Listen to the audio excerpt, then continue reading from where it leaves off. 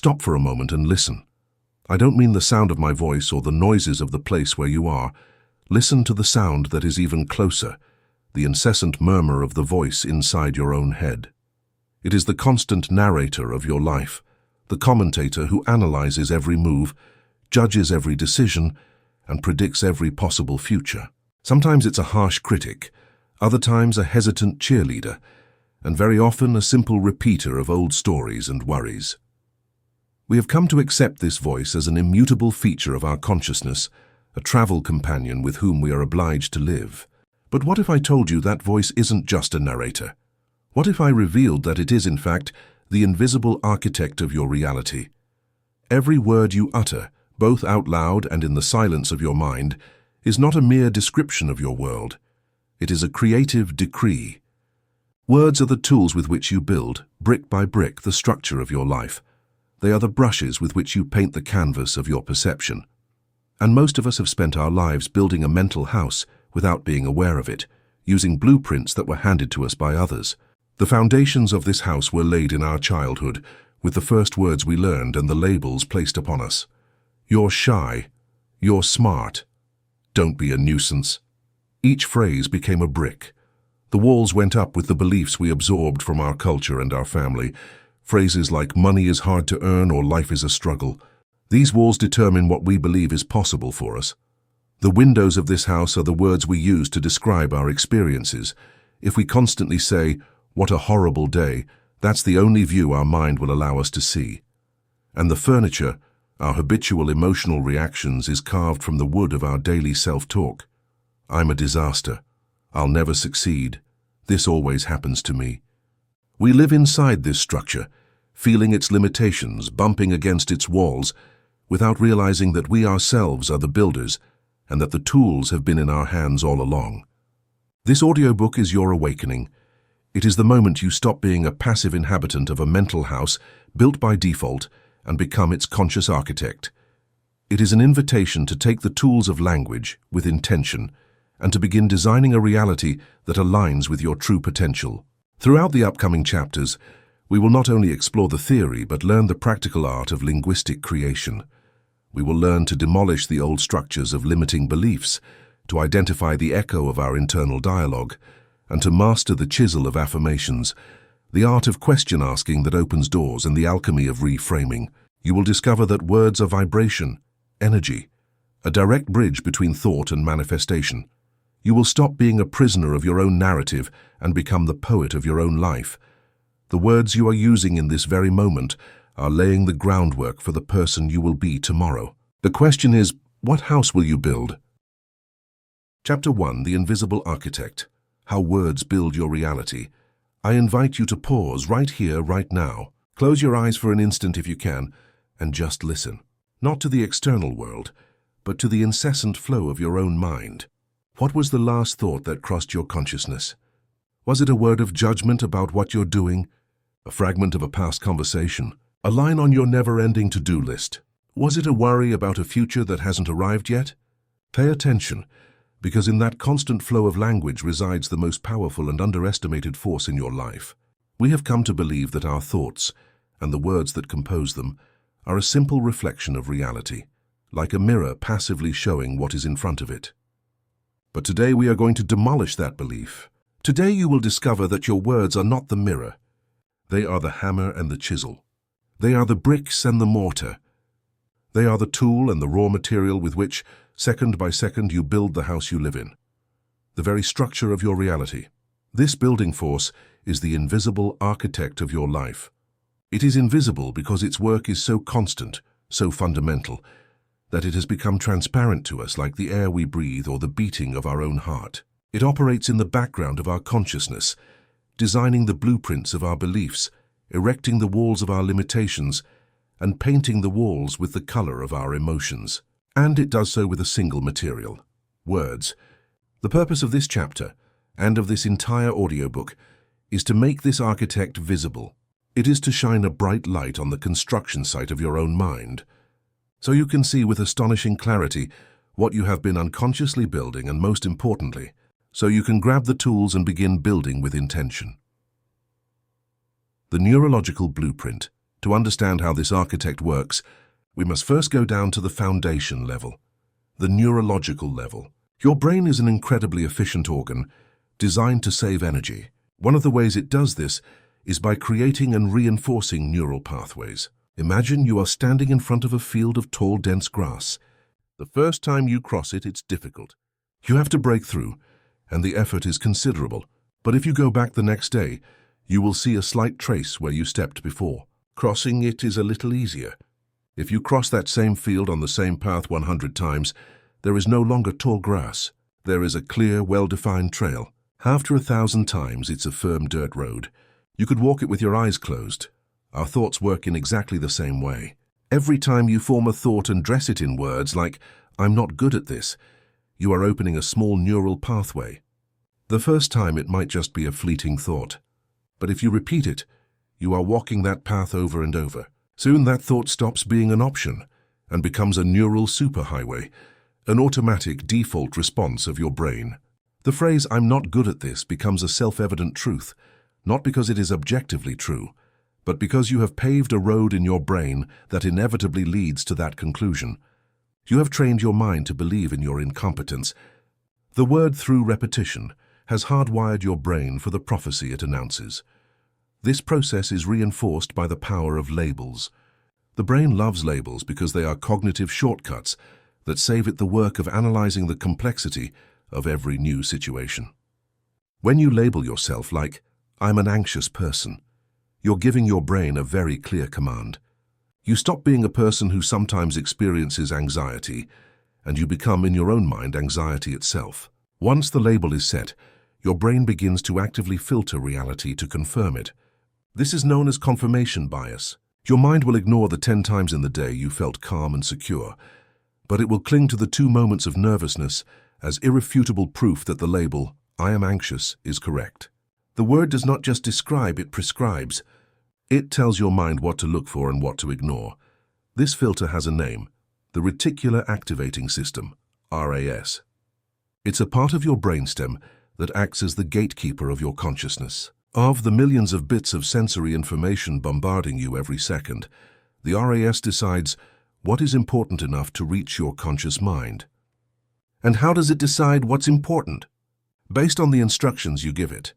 The words you repeatedly use are those instructions. If your constant internal narrative is, "I never have enough opportunities," you are programming your RAS to actively ignore any opportunity that doesn't fit that narrative.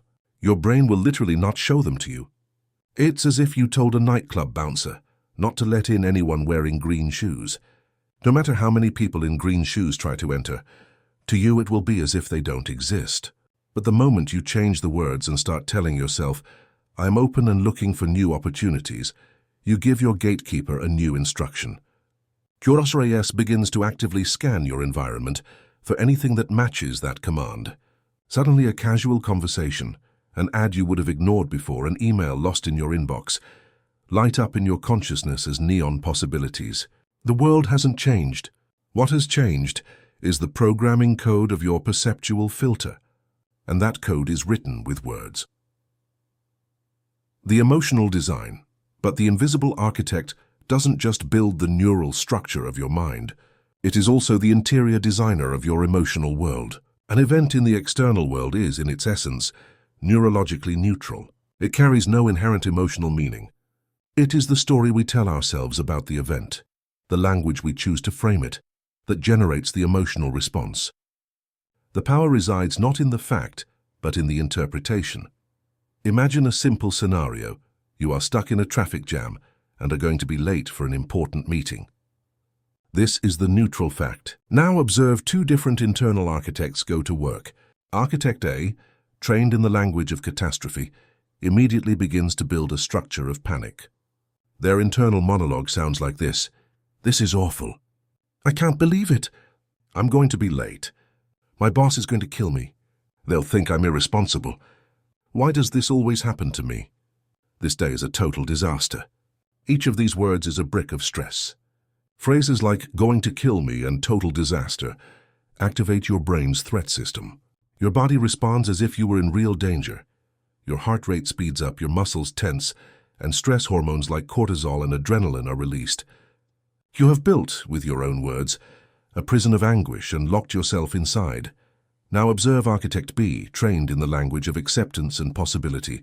Their internal monologue might sound like this. Okay, there's traffic. This is a situation that is out of my control. Accepting this gives me peace. What can I do proactively? I'll send a quick message to say I'll be a few minutes late. What opportunity does this moment offer me? I can use this time to listen to that podcast I've been meaning to, or I can just practice some deep breathing and enjoy this unexpected pause. The key words here are out of my control, accepting, proactively, and opportunity. This language deactivates the threat response. Your body relaxes. Your mind becomes clear and solution-oriented. The external event is exactly the same. The difference between hell and peace was not on the road. It was in the vocabulary. Every word you use carries an emotional charge, a vibrational frequency. There are low-frequency words which feel heavy and contractive. Words like problem, struggle, hate, should, impossible, never, and always. When we use these words, our energetic field contracts. We feel smaller, weaker, more limited. Then there are high-frequency words, which feel light and expansive. Words like challenge, opportunity, process, prefer, possibility. I am learning. When we deliberately choose these words, we elevate our emotional state and open our minds to new solutions. Changing the word problem to challenge is not a simple semantic trick. It is a fundamental energetic recalibration. A problem is a wall. A challenge is a mountain to climb. The situation may be the same, but the word completely changes our relationship with it and the internal resources we mobilize to face it.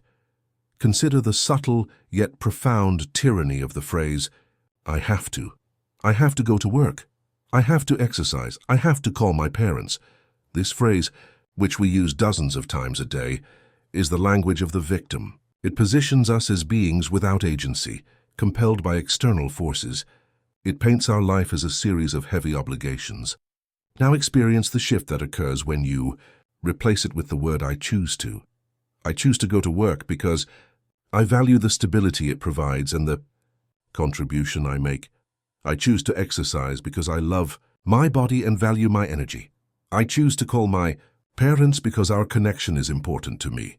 With this simple change, you move from being a prisoner of your circumstances to being the empowered author of your decisions. The action hasn't changed, but your experience of it and the energy with which you approach it are completely transformed. Inherited blueprints, the echo of others. But where do these architectural blueprints come from? Who wrote our initial internal script? The truth is, we don't invent our internal dialogue from scratch. We inherit it. We are the echo of the words that surrounded us. The phrase is repeated in our family. We don't cry in this house. Money doesn't grow on trees. When a bird in the hand is worth two in the bush, became the unwritten laws of our personal universe. The narratives of our society about success, beauty, and worth filtered into our subconscious and became the voice of our own inner critic. Recognizing this is not about blaming our parents or society. It is an act of liberation through awareness. It is about understanding that many of the limiting beliefs operating in our mind are not ours. They are generational echoes, inherited programs that may have served our ancestors to survive, but no longer serve us to thrive. The act of saying, that voice telling me not to take risks is not really mine. It is the echo of my grandfather's fear, gives us the necessary space to choose differently. It allows us to honor the past without being chained to it. We have seen how the invisible architect builds our neural pathways, designs our emotional states, and operates with inherited blueprints. The question now is, how do we begin to take control of the construction process? The first step is not action, but awareness. Before you can build a new house, you must first thoroughly explore the one you already inhabit. You must walk its hallways, examine its foundations, notice its cracks, and understand why it was built that way. Therefore, the practice for this first chapter will not be about changing your words. The attempt to change something you don't fully understand is often counterproductive. The practice is much simpler yet more profound. It is about listening. It is about becoming a neutral, curious observer of your own language. For the next 24 hours, I invite you to become a word hunter, an anthropologist studying the linguistic patterns of the most mysterious tribe of all, the one living inside your own mind. Your only task is to observe and record without judging, without correcting, without changing anything. The river practice, the word hunter, this practice of observation will take place in 3 domains. Spoken words, the social facade. Pay attention to how you communicate with others. What words do you use most often? Do you tend to use the language of complaint or possibility? How often do you say, I have to? Do you speak in absolutes like always or never? How do you describe your day, your job, your life to others? Just notice the patterns. Inner monologue, the whispering current. This requires creating small pauses of awareness throughout your day. When you stop at a red light, while you wait for water to boil or just before falling asleep, ask yourself the question, what story am I telling myself right now? What words is my mind using? You don't have to look for deep answers. Just observe the murmur. Perhaps you notice a current of self-criticism, a movie of worry or a replay of old hurts. Don't engage. Just notice it. There's the worry story again. Identity declarations, the master pillars.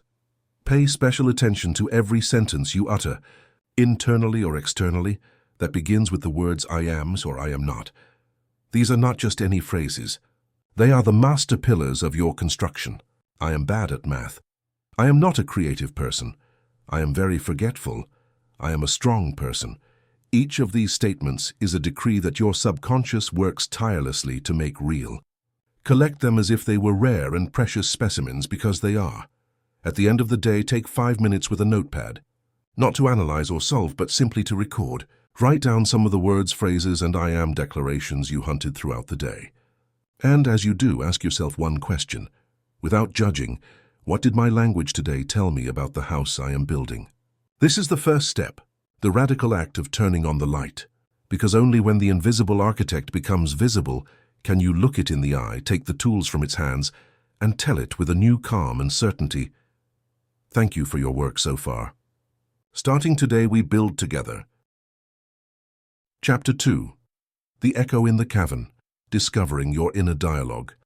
If you've started the practice of hunting your own words, you've likely encountered a revelation, perhaps a slightly overwhelming one. The first time we turn a light on in the room of our own mind, we are often surprised, not just by the clutter, but by the incessant noise. We discover that there isn't just one narrator in our head, but an entire cast of characters, a chorus of voices that often speak all at once, contradict each other, and fight for control of the microphone. The volume and nature of this internal dialogue are usually a shock. We realize that, beneath the surface of our conscious life, there is a perpetual conversation that has been running the show without our permission. To understand and begin working with this phenomenon, I invite you to a new metaphor. Imagine that your mind is not a room but a vast ancient cavern. The walls of this cavern are covered with inscriptions, etchings left there throughout your entire life and even before. Some were inscribed by your parents and caregivers in your early childhood. Others were carved by teachers, friends, first experiences of love and failure. Still others were chiseled by the norms and expectations of the culture you grew up in. Your internal dialogue, that torrent of thoughts you experience every day, is not mostly composed of fresh, original ideas. It is composed of echoes. Echoes of those old inscriptions bouncing off the cavern walls over and over, with such persistence that you've come to believe they are your own voice, your fundamental truth. The purpose of this chapter is to turn you into an expert speleologist of your own mind. We will learn to navigate this inner cavern, not with fear but with the lantern of consciousness in hand. We will learn to identify the sources of the loudest echoes, to understand their origin and purpose, and most importantly, to find the silent center of the cavern where your authentic voice resides, a voice that is not an echo, but a source. Identifying the archetypal voices. To begin our exploration, we must learn to distinguish the different types of echoes, the different voices that make up our internal chorus. Although every mind is unique, there are certain archetypal characters that inhabit most of us. The most common and often the loudest echo is that of the inner critic. Its voice is unmistakable. It is harsh, perfectionistic, and often cruel. It specializes in judgment and comparison. Its language is full of absolutes like always and never. You always mess up. You'll never be good enough. Look how well that person does it. You never could. The critic is a master at pointing out your flaws and reminding you of every one of your past failures with relentless clarity. Its origin usually traces back to authority figures in our past, an overly demanding parent, a critical teacher, or the internalization of society's impossible standards. The paradox of the critic is that its original intention at a very deep and distorted level is protective. It believes that if it attacks you first, if it points out your flaws before anyone else does, it will shield you from the judgment and rejection of the outside world. It thinks that by keeping you small and scared, it will keep you safe from failure. It's a terrible strategy, but understanding its fearful intention is the first step towards stopping your identification with its abusive voice. Very close to the critic, often working in tandem with it, is the echo of the worrier or the catastrophizer. This is the voice of anxiety. It doesn't live in the past like the critic, but is obsessed with a terrible future that hasn't happened yet. Its specialty is what-if questions. What if I lose my job? What if they laugh at me during the presentation? What if this headache is something serious? The worrier is an incredibly creative horror movie screenwriter, capable of taking the most mundane situation and turning it into a scenario of imminent disaster. This voice has deep evolutionary roots. The human brain has a negativity bias, a survival mechanism designed to be constantly alert for potential threats. On the savannah, this mechanism was vital. In our modern life, where threats are rarely lurking lions, this system runs wild, seeing danger in an unanswered email or a strange look from a colleague. The worrier is the echo of this ancient survival programming, often amplified by our own experiences of trauma or by anxiety absorbed from our family environment. Its intention is also protective. It believes that if it can anticipate all possible worst-case scenarios, it will somehow be prepared and safe. But its real effect is that it forces us to live the suffering of 100 imaginary tragedies, robbing us of the peace of the only moment that truly exists, the present. Then we have the echo of the victim. The victim's voice is more subtle, often disguised as rightful lamentation. Its language is one of powerlessness. It narrates life as a series of events that happen to us, over which we have no power. It's not fair. Why me? If only he, she, that changed, then I could be happy. The victim specializes in blaming external circumstances or other people for its unhappiness. This voice drains our agency, our ability to feel like the creators of our own life. It positions us as pawns on a chessboard, moved by larger forces. Often, this echo is born from real experiences, where we were genuinely powerless, especially in childhood. The problem is that the voice remains, and we project that old feeling of helplessness onto present situations where we do have power and choice. The victim's intention is to gain sympathy and avoid responsibility, which often feels terrifying. But the price is our own sovereignty. Finally, there is the echo of the pleaser. This voice is obsessed with external harmony at any cost. Its main concern is, what will others think? It is constantly calculating how to be accepted, how to please, how to avoid conflict and disapproval. It filters our words and actions through the lens of others' perception. Don't say that, you might offend someone. Say yes to that request, even if you don't have time, or they'll think you're unkind. Don't show too much enthusiasm. You'll seem weird. This voice is born from our fundamental human need for belonging and connection. If we grew up in an environment where love and acceptance were conditional, we learned that to survive, we had to suppress our own needs and become experts at reading and meeting the needs of others. The pleaser's intention is to ensure our connection to the tribe. But when it becomes the dominant voice, it leads us to a life of inauthenticity, a silent betrayal of ourselves. Where our inner compass is constantly ignored in favor of external approval, these are just some of the most common voices. Your own cavern may have unique echoes. The first step in our work as speleologists is simply to learn to recognize them. When you find yourself caught in a loop of self-criticism, instead of believing the content of the thoughts, step back and say, hello, critic. I hear you. When your mind speeds up with disaster scenarios, acknowledge that's the worrier voice doing its job. By naming the voice, you create a crucial separation. You stop being the thought and become the observer of the thought. You stop being the echo and become the space of the cavern that listens to the echo. In that separation resides all your freedom. Transcending the noise, once we have learned to identify the echoes, our natural impulse is to fight them. We want to yell at the critic to shut up, reason with the worrier, or shame the victim into stopping the complaint. But this is a trap. Have you ever tried to shout in a cavern to stop an echo? All you succeed in doing is creating more echoes, more noise. Fighting a thought is like trying to put out a fire with gasoline.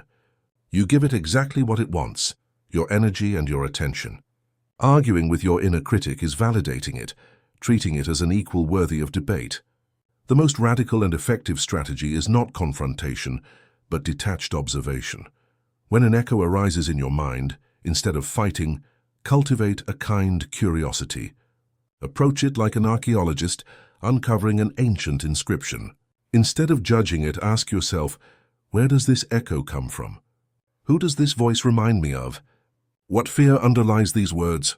When the critic attacks you, you might ask, what are you so afraid of that you need to attack me to protect me? When the worrier paints a terrible future, you might ask, what past wound makes you believe that disaster is inevitable? This curious inquiry transforms your inner landscape.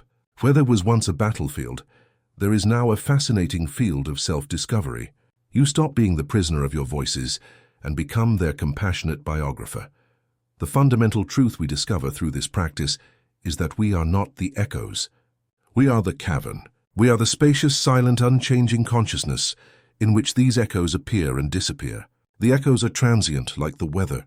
They can be stormy or calm, but they do not change the fundamental nature of the sky. Your consciousness is that sky. Your essential self is that cavern. Thoughts are simply energy passing through you. Your identity is not in the noise. It is in the silence that allows the noise to be heard.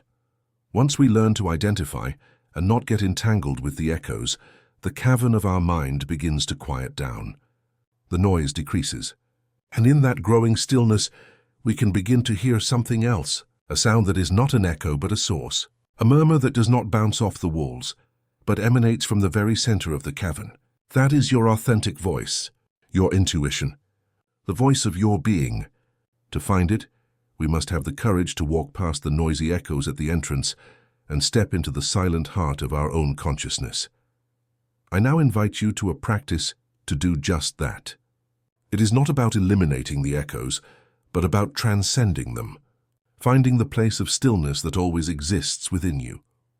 In the river practice, finding the center of the cavern, find a comfortable position, close your eyes, and begin to connect with your breath. Allow each inhalation to bring you more fully into the present moment, and each exhalation to release the tension of the day. Now, visualize that you are at the entrance of a great cavern, the cavern of your own mind. At first, near the entrance, the air is filled with a chaotic murmur of voices. These are the echoes we have discussed. Take a moment to listen to them without fear. Perhaps you hear the harsh voice of the critic, pointing out a mistake you made today.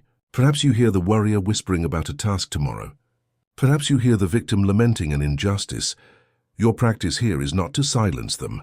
It is to apply the power of naming. As a voice grows stronger, simply acknowledge it with a mental nod. I hear the echo of judgment. I hear the echo of fear. I hear the echo of powerlessness. With each act of naming, feel yourself disidentifying from the voice. You are becoming the observer, the conscious speleologist. Now make the decision to walk past this noisy entrance. Visualize yourself moving deeper into the cavern. As you proceed, you notice that the echoes begin to fade. Their power decreases with distance. You continue walking through a long, quiet passage. The air here is cooler, purer.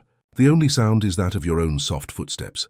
Finally, the passage opens into a central chamber, a vast and spacious grotto at the very heart of the cavern. And here there is a deep, resonant silence. It is not an empty silence, but one filled with a peaceful presence. Perhaps in the center of this grotto, there is a small pool of crystal-clear, perfectly still water. Or perhaps there is a soft, warm light emanating from the crystal walls themselves. This is your inner sanctuary. This is the silent center of your being. Stay here. Your only task is to rest in this silence. There is nothing to analyze, nothing to solve. Simply absorb the peace of this space. This silence is your true nature. It is the pure consciousness that exists before any word, any echo is formed. It is the source of your intuition, of your deepest wisdom. The answers you seek will not always come in the form of words. Often the wisdom of this place is transmitted as a feeling, a sense of certainty, of peace, of knowing without knowing how you know it. Do not try to force anything. Simply rest in the silence and remain open. The practice is about familiarizing yourself with this place, with this feeling. Remain in your inner sanctuary for as long as you need. Know that this place is not a fantasy. It is a real dimension of your consciousness, and you can return here at any time. When you feel overwhelmed by the noise of the echoes, you can close your eyes for an instant and recall the sensation of this stillness. This is your anchor. When you are ready to conclude, slowly bring your awareness back to the passage and then to the entrance of the cavern. Notice that upon returning, the echoes may still be there, but they have lost their power over you. You now know that they are not the totality of your mind. You know that beyond them, there exists a vast space of peace that is your true home. Take a deep breath, and as you exhale, gently open your eyes. You have explored your cavern, you have met your echoes, and you have remembered the silence from which you are born. Chapter 3. The Chisel of I Am. The Power of Affirmations and Declarations. In the vast universe of words that make up our inner dialogue, there is one phrase that stands above all others. It is a short phrase, just 2 words, yet it possesses a creative force so monumental that it can be compared to the Big Bang of our personal reality. It is the fundamental declaration of existence, the master command that shapes our identity. It is the phrase I am. Most of the words we use are descriptive. They describe the world around us, our experiences, our emotions. But I am is different. It is not a description. It is a creation. It is not a reflection of who you are. It is a decree of who you are becoming in every moment. Every time you utter or think the words I am, you are picking up a chisel and striking the raw marble block of your infinite potential. With each declaration, you are sculpting the statue of your own being. The problem is that, for most of our lives, we have been wielding this chisel unconsciously, often clumsily and destructively, without realizing the power we held in our hands. We have been sculpting a statue that bears little resemblance to the masterpiece we are meant to be. The loyal servant. Your subconscious mind, to understand the power of the I am, we must first understand the nature of the entity that receives this command, our subconscious mind. We have surrounded the subconscious with an aura of mystery, seeing it as a dark, inaccessible realm. But for our purpose, we can view it in a much simpler, functional way. Imagine your subconscious mind is the most loyal, powerful, and absolutely literal servant you could conceive. It has no sense of humor. It doesn't understand irony, and most importantly, it lacks the ability to judge or reject an order. Its sole function is to accept as absolute truth any command delivered to it by its master, your conscious mind, and then set in motion all the vast resources of your nervous system, your perceptions, and your energy to manifest that truth in your reality.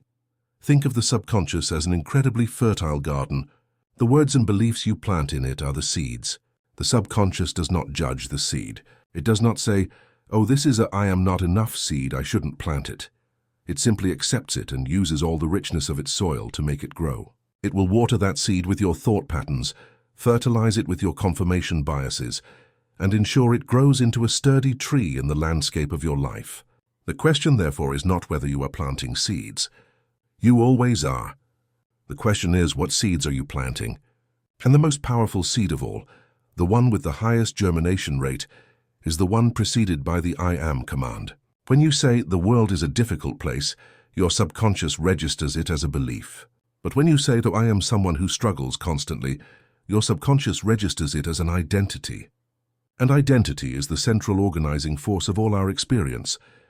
Now look honestly at how we've been using this sacred chisel. Since childhood, we've been making I am declarations that have limited, shrunk, and defined us in ways we never would have consciously chosen. Think of how many times you've said or thought phrases like these. I am terrible with names. I am a disaster with money. I am not a morning person. I am very shy. I am clumsy. I am the type of person who is always late. Every one of these phrases, which we often utter lightly, as if they were harmless observations, has been a direct command to our loyal servant. When you repeatedly declare, "I am terrible with names," you are programming your subconscious not to pay attention when someone tells you their name. You are training your brain to discard that information as irrelevant, because a bad name rememberer doesn't need it. And of course, in the next social interaction, you won't remember the name, which will lead you to say, "See, I am terrible with names," reinforcing the loop in a perfectly designed self-fulfilling prophecy. When you affirm, "I am a disaster with money," you are instructing your subconscious to sabotage your finances. It will make you forget to pay a bill, compel you to make impulsive purchases you can't afford, and make you overlook opportunities to save or invest. Not because you are intrinsically bad with money, but because you are being exquisitely obedient to your own identity declaration. Your behavior will always align, without exception, with the deepest truth you believe about yourself. This is why change at the behavioral level often fails. We can try to adopt new habits, use new strategies, but if the underlying I am identity hasn't changed, it's like trying to install new software on a computer with an old, corrupt operating system. Sooner or later, the operating system will reject the new program. You can read all the finance books in the world, but if at your core you still believe "I am a disaster with money," you will find a way to confirm that truth.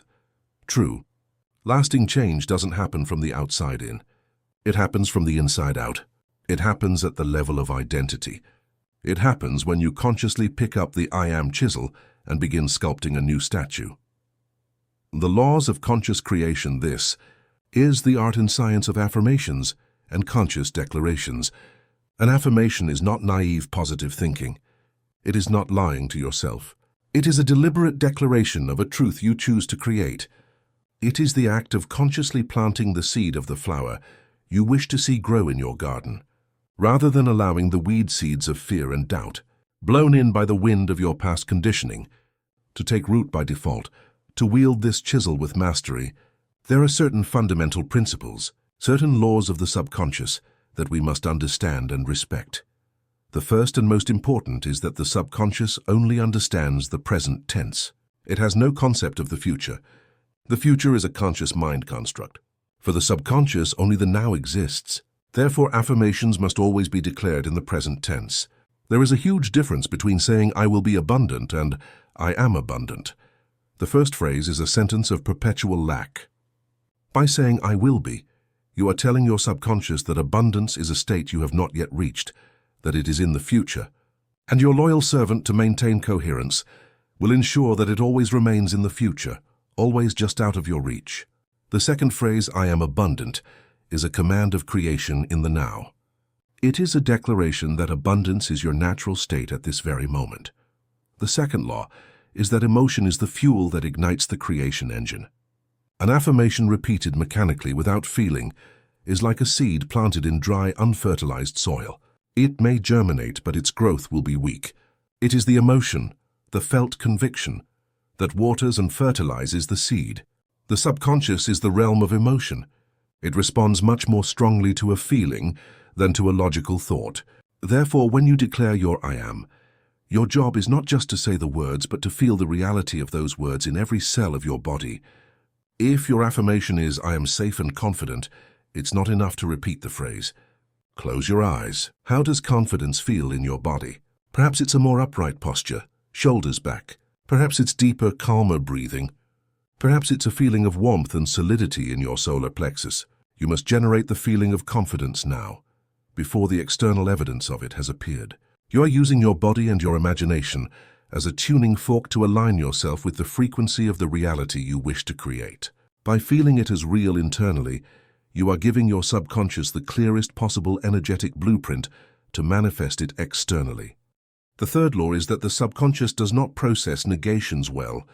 It is as if it does not hear the word "not." If I tell you, "Do not think of a pink elephant," what do you immediately think of? A pink elephant. Similarly, if your affirmation is "I don't want to be anxious," the operative words that your subconscious focuses on are "be anxious." You are neurologically reinforcing the very thing you say you don't want. Therefore, affirmations must always be framed in positive terms. Instead of "I am not sick," the affirmation is "I am perfect health and vitality." Instead of "I don't want to have debt," the affirmation is "I am a magnet for abundance and prosperity." Always ask yourself, if I don't want this, what is it that I do want? And then declare that desired state as a present reality. The fourth principle is repetition. As we saw in the previous chapter, repetition is what creates and reinforces neural pathways. An affirmation declared only once is like crossing a field of tall grass only once. It leaves a very faint trace. To create a superhighway, you must travel that path over and over with consistency. It's not about intensity but frequency. It is much more effective to dedicate 5 minutes every morning and every night to your I am declarations than to do it for 2 hours one day a month. Repetition is the act of striking the chisel in the same place over and over, until the marble begins to yield and take the new shape. Overcoming resistance now. Inevitably, when you begin this practice, you will encounter resistance. It is the voice of the inner critic screaming, "Who are you trying to fool?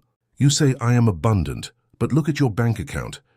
You're a fake." This is the immune system of your old identity, which detects a virus of new thought and rushes to attack it to protect the status quo.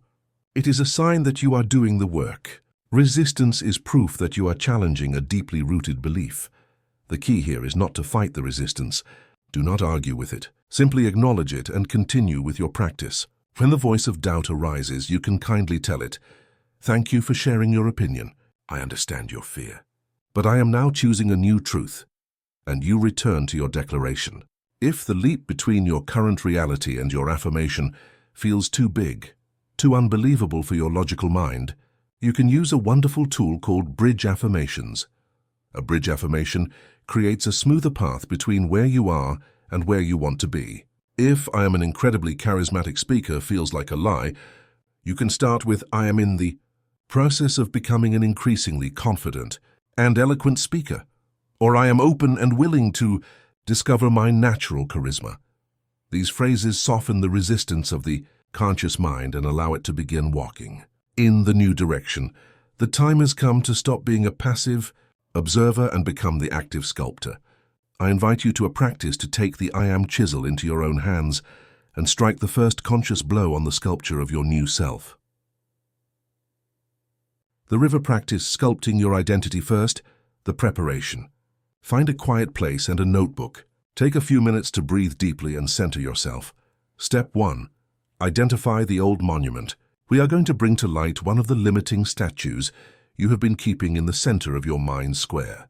Reflect on the areas of your life where you feel most stuck or dissatisfied, and ask yourself the question, what is the I am declaration operating in the background of this situation? Write down any phrase that arises. Maybe it's "I am incapable of maintaining healthy relationships," or "I am too old to change careers," or "I am not disciplined enough." Choose one, just one, that you feel has particular power over you. Write it at the top of a page. Look at it. Recognize that this phrase, this simple construction of words, has been acting as a powerful spell over your life. Step 2. Design the new masterpiece. Below that old declaration, we are going to sculpt the new one. Based on the principles we've learned, you are going to create a new I am declaration that is the opposite and the liberation of the old one. Remember the rules. It must be in the present tense, framed positively, and it must resonate with you on an emotional level. If your old declaration was "I am incapable of maintaining healthy relationships," your new declaration is not "I don't want to be lonely." It could be "I am a magnet for healthy and respectful love," or "I am worthy and capable of giving and receiving unconditional love." If it was "I am not disciplined," it could become "I am the embodiment of joyful focus and discipline." Play with the words until you find a phrase that makes you feel a spark of expansion, a sense of possibility. Write it down big beneath the old one. Cross out the old declaration. You have issued a new decree. Step 3. The daily sculpture ritual. The written word has power, but the spoken and felt word is what brings the sculpture to life. For the next 7 days, you will commit to a simple yet profound ritual. Every morning, right after waking up, and every night, right before sleeping, go to a mirror. Look yourself directly in the eyes. Connect with yourself. And then, aloud, with as much conviction and feeling as you can muster, declare your new affirmation. Say it 3 times. But don't just say the words. As you say them, embody them. If your affirmation is "I am safe and confident," stand tall, straighten your back, lift your chin. Breathe like a confident person would. Smile, feel the vibration of the words in your chest. After saying them, close your eyes for a minute and immerse yourself in the feeling. Imagine yourself moving through your day from this new state of being. How would you walk?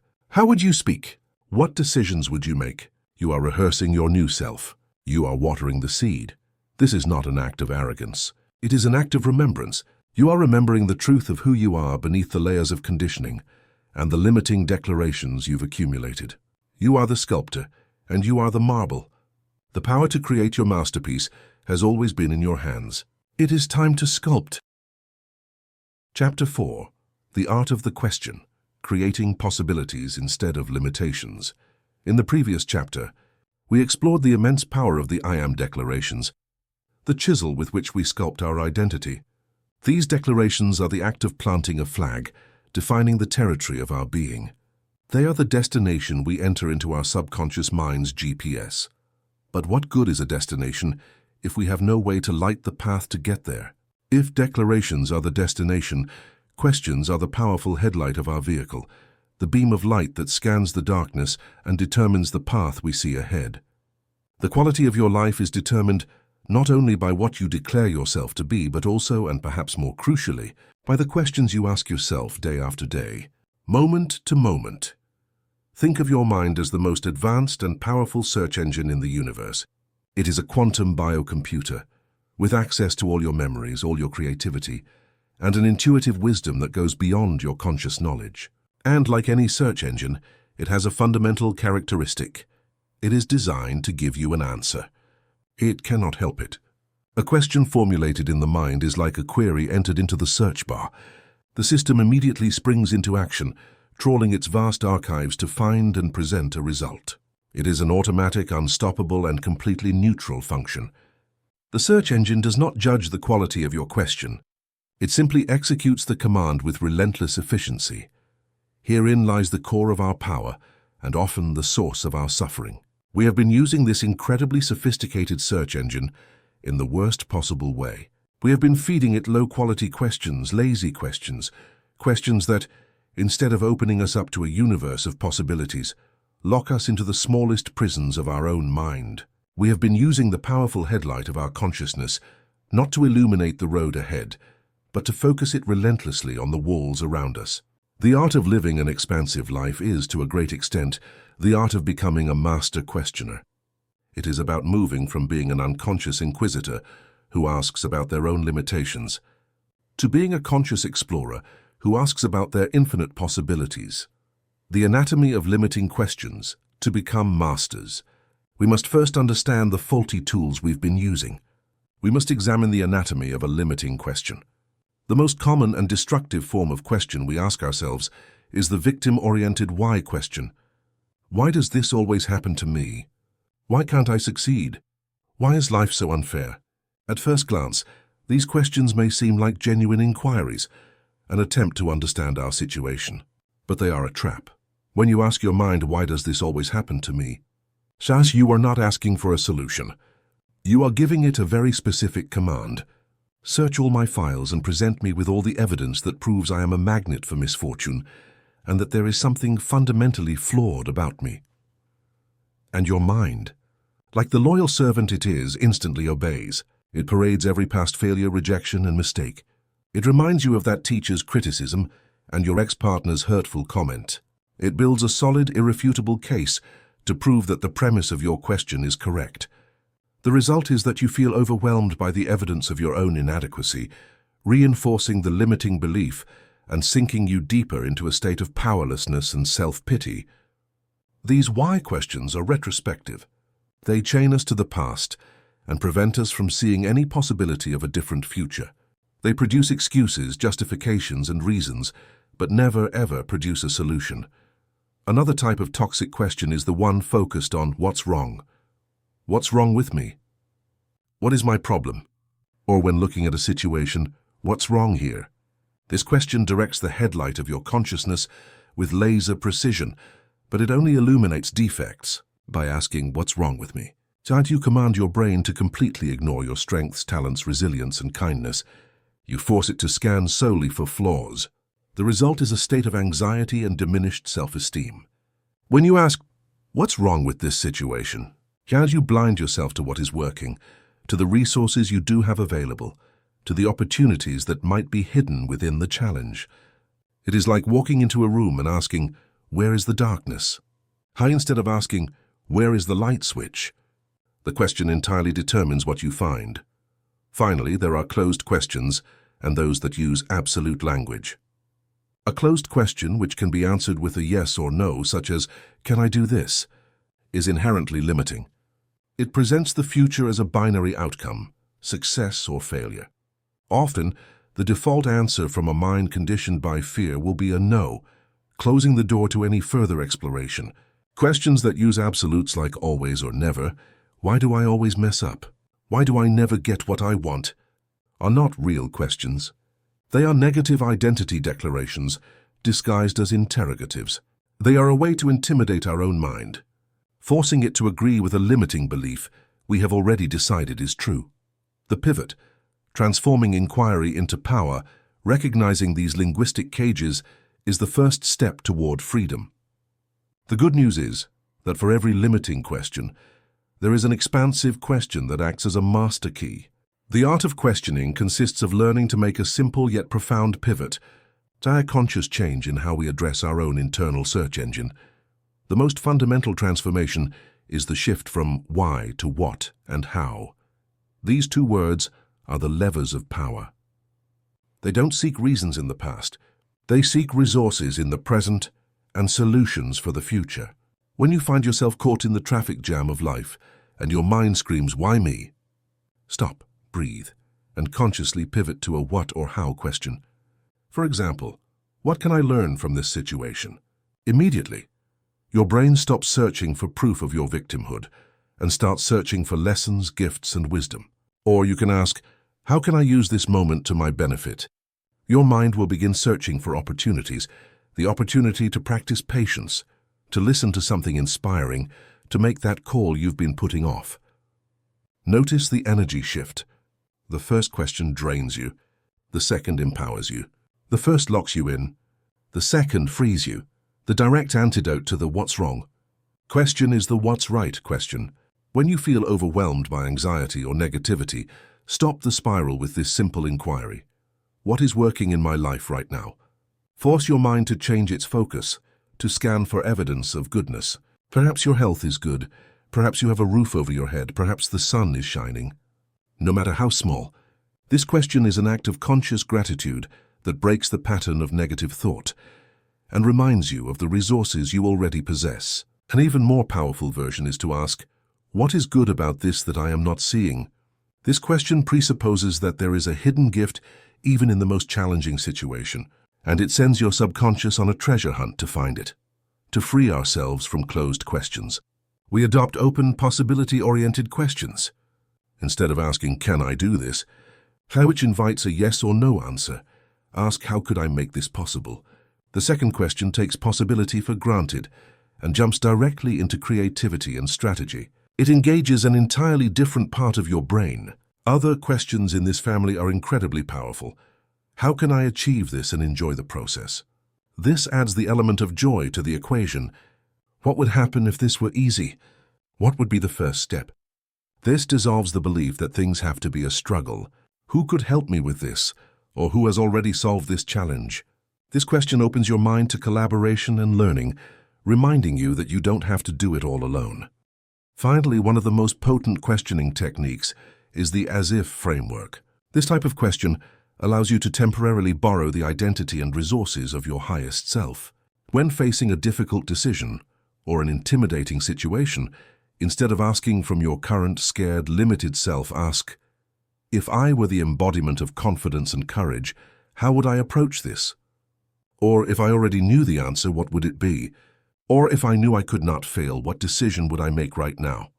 These questions bypass your inner critic. They allow you to access a level of wisdom and creativity you normally believe is out of your reach. You act as if you are already the person you want to be, and in doing so you begin to close the gap between the two. The river practice. Conscious inquiry. Theory is the map, but practice is the journey. The real power doesn't come from intellectually understanding the difference between a good and a bad question, but from integrating the art of the question into the fabric of your daily life. For this, I invite you to a practice of conscious inquiry. The question hunt, awareness. The first step, as always, is awareness. For the next 24 hours, I ask you to resume your role as the word hunter, but this time focus specifically on questions. Carry a small notebook or use a note on your phone. Your only task is to capture the questions your mind asks itself throughout the day. Don't try to change them, don't judge them. Simply be a curious observer. This act of observation is incredibly revealing. It will show you the blueprints of the prisons you've been unconsciously building. The active pivot, the three-step formula. From now on, every time you catch yourself asking a limiting question, you are going to apply a simple three-step formula. First, notice. Simply realize, there's that old why me. Question again. Second, appreciate. Don't fight your mind. Kindly thank it for trying to protect you or make sense of the situation. You can say to yourself, thank you, mind, for your input. This step neutralizes resistance. Third, pivot. Consciously choose and formulate a better, more expansive question. If you catch yourself asking, why am I so overwhelmed?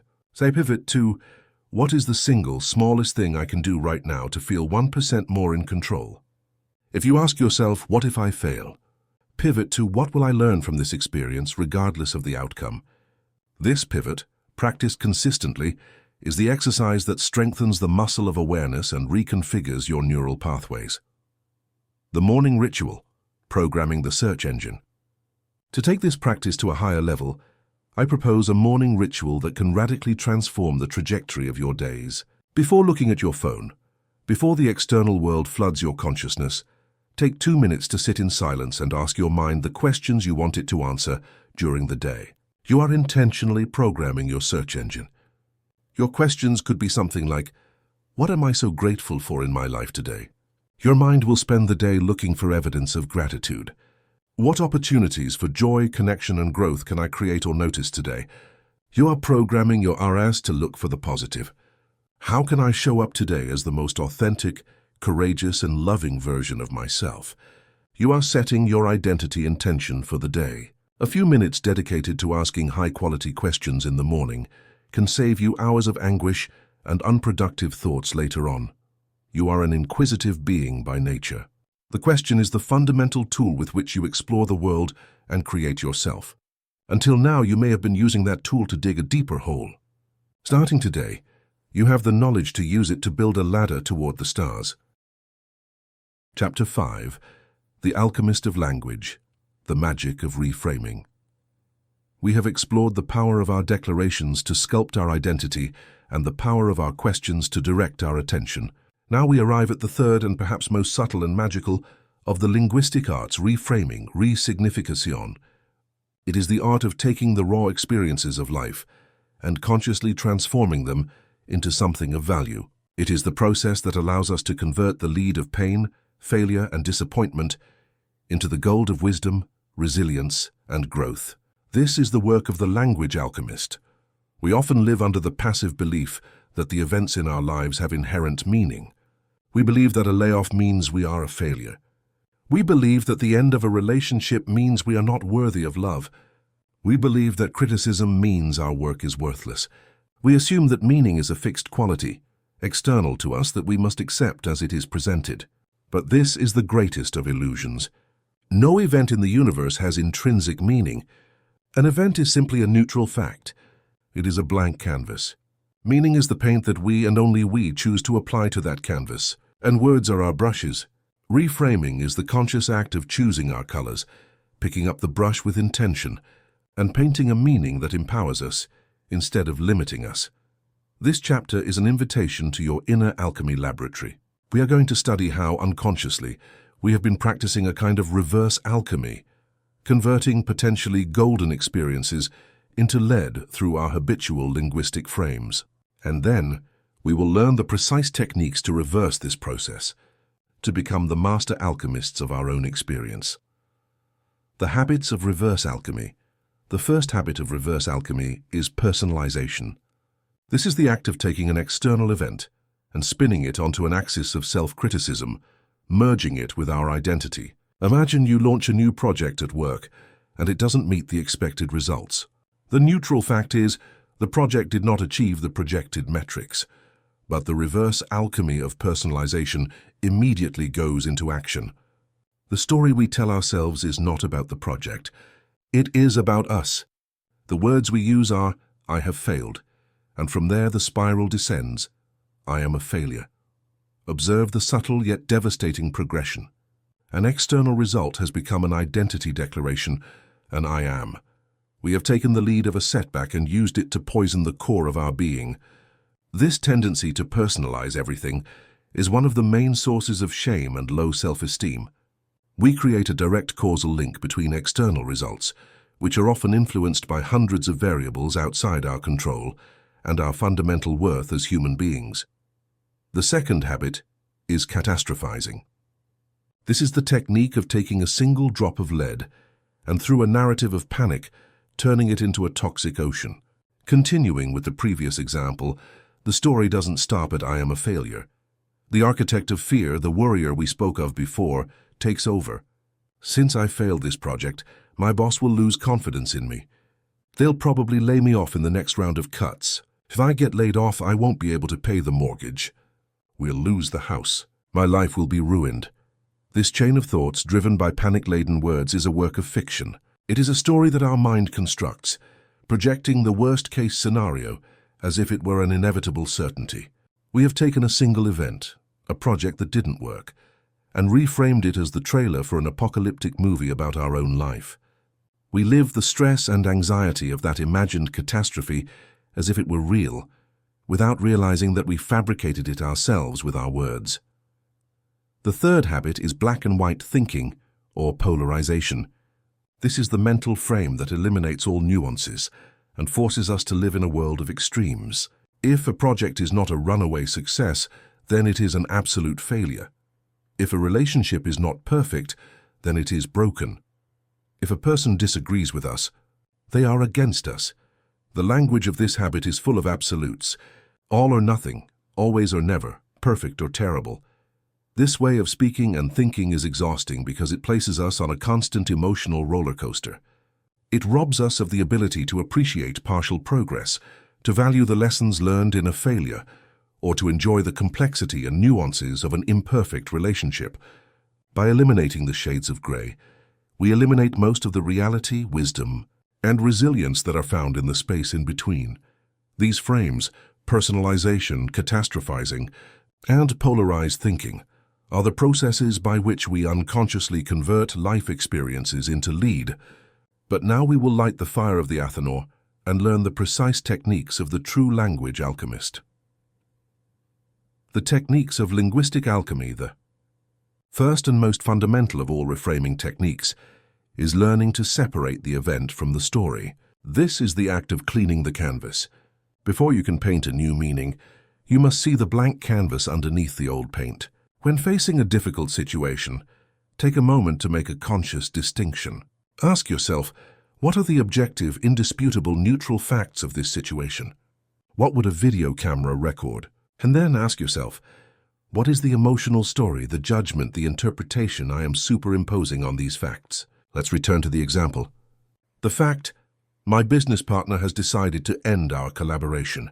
It is a simple, factual sentence. Now the story, he has betrayed me. He has abandoned me. Years of work have gone to waste. I am a failure and my career is over. Do you see the difference? The story is loaded with personalization, catastrophizing, and judgments. The simple act of separating these two things creates a space of air, a moment of clarity. It allows you to see that the pain does not come from the fact itself, but from the story you have woven around it. In that space, you have a choice. You can keep believing the first story, or you can start writing a new one. Once you have created this space, you can start using more specific linguistic tools to paint your new work. One of the simplest and most profound is the use of the word "and" instead of "but." The word "but" is a word of negation and conflict. It invalidates what came before. I want to start this project, but I'm scared. In this sentence, the fear erases the desire. The phrase, "I'm disappointed with the result, but I've learned a lot," often feels like a way to minimize the disappointment. The word "and," on the other hand, is a word of inclusion and acceptance. It allows two realities to coexist. I want to start this project and I am scared. This phrase honors both truths. It recognizes the desire and validates the presence of fear without one cancelling out the other. I am disappointed with the result, and I have learned a lot. This phrase allows you to feel the fullness of the disappointment while also recognizing the value of the lesson. It is a word that creates wholeness. It takes you out of black and white thinking and introduces you to the richness of both and. Practicing this shift allows you to be more compassionate and realistic with yourself. The third tool is changing the verbs. Verbs are the engine of our sentences. They define the action and the energy of our experience. Changing a single verb can completely transform the meaning of a situation. For example, the phrase, "I have to do this report," frames the action as a heavy obligation. If you change it to, "I am going to create this report," the verb shifts from obligation to creation to agency. If you change it to, "I have the opportunity to do this report," the reframing is even more powerful, transforming a burden into a privilege. In the same way, the verb we use to describe a past result defines its legacy in our mind. The phrase, "I failed in my last business," is a sentence, an endpoint. If you change it to, "I learned invaluable lessons in my last venture," the event is reframed not as an end, but as a preparation. The verb fail closes a door. The verb learn opens hundreds of them. Or consider the difference between, "I am struggling against my illness" and "I am healing my body." The first phrase frames your relationship with your body as a battle, creating internal tension and conflict. The second frames it as a process of collaboration and restoration. Become an observer of the verbs you use. They are the gears of your reality. A small change can alter the entire direction of the machinery. A fourth alchemical technique is to expand the time frame. Often when we are in the midst of a difficulty, it fills our entire field of vision. It feels permanent, total, as if nothing else exists. Temporal reframing is the act of using language to remind our mind that the present moment is not the totality of time. A simple way to do this is to add temporal qualifiers to our descriptions. Instead of saying, "I am devastated," try saying, "I feel devastated right now." That simple addition, "right now," is an anchor of hope. It reminds your subconscious that this is a transient state, not a permanent identity. It is a cloud passing by, not the sky itself. Another powerful way to expand the time frame is to project yourself into the future. When a problem seems overwhelming, ask yourself this question: 5 years from now, how much will this truly matter? This question acts as a reverse zoom. It pulls the camera away from the intensity of the close-up and allows you to see the situation in the much broader context of your life. Most crises that seem like the end of the world today become simple anecdotes or turning points from a 5-year perspective. This question does not invalidate the present pain, but it robs it of its power to catastrophize. Finally, we reach the highest level of linguistic alchemy, the gift and opportunity reframe. This is the practice of asking, in the face of any circumstance, especially the most difficult ones, what is the hidden gift here? What is the opportunity this challenge is offering me?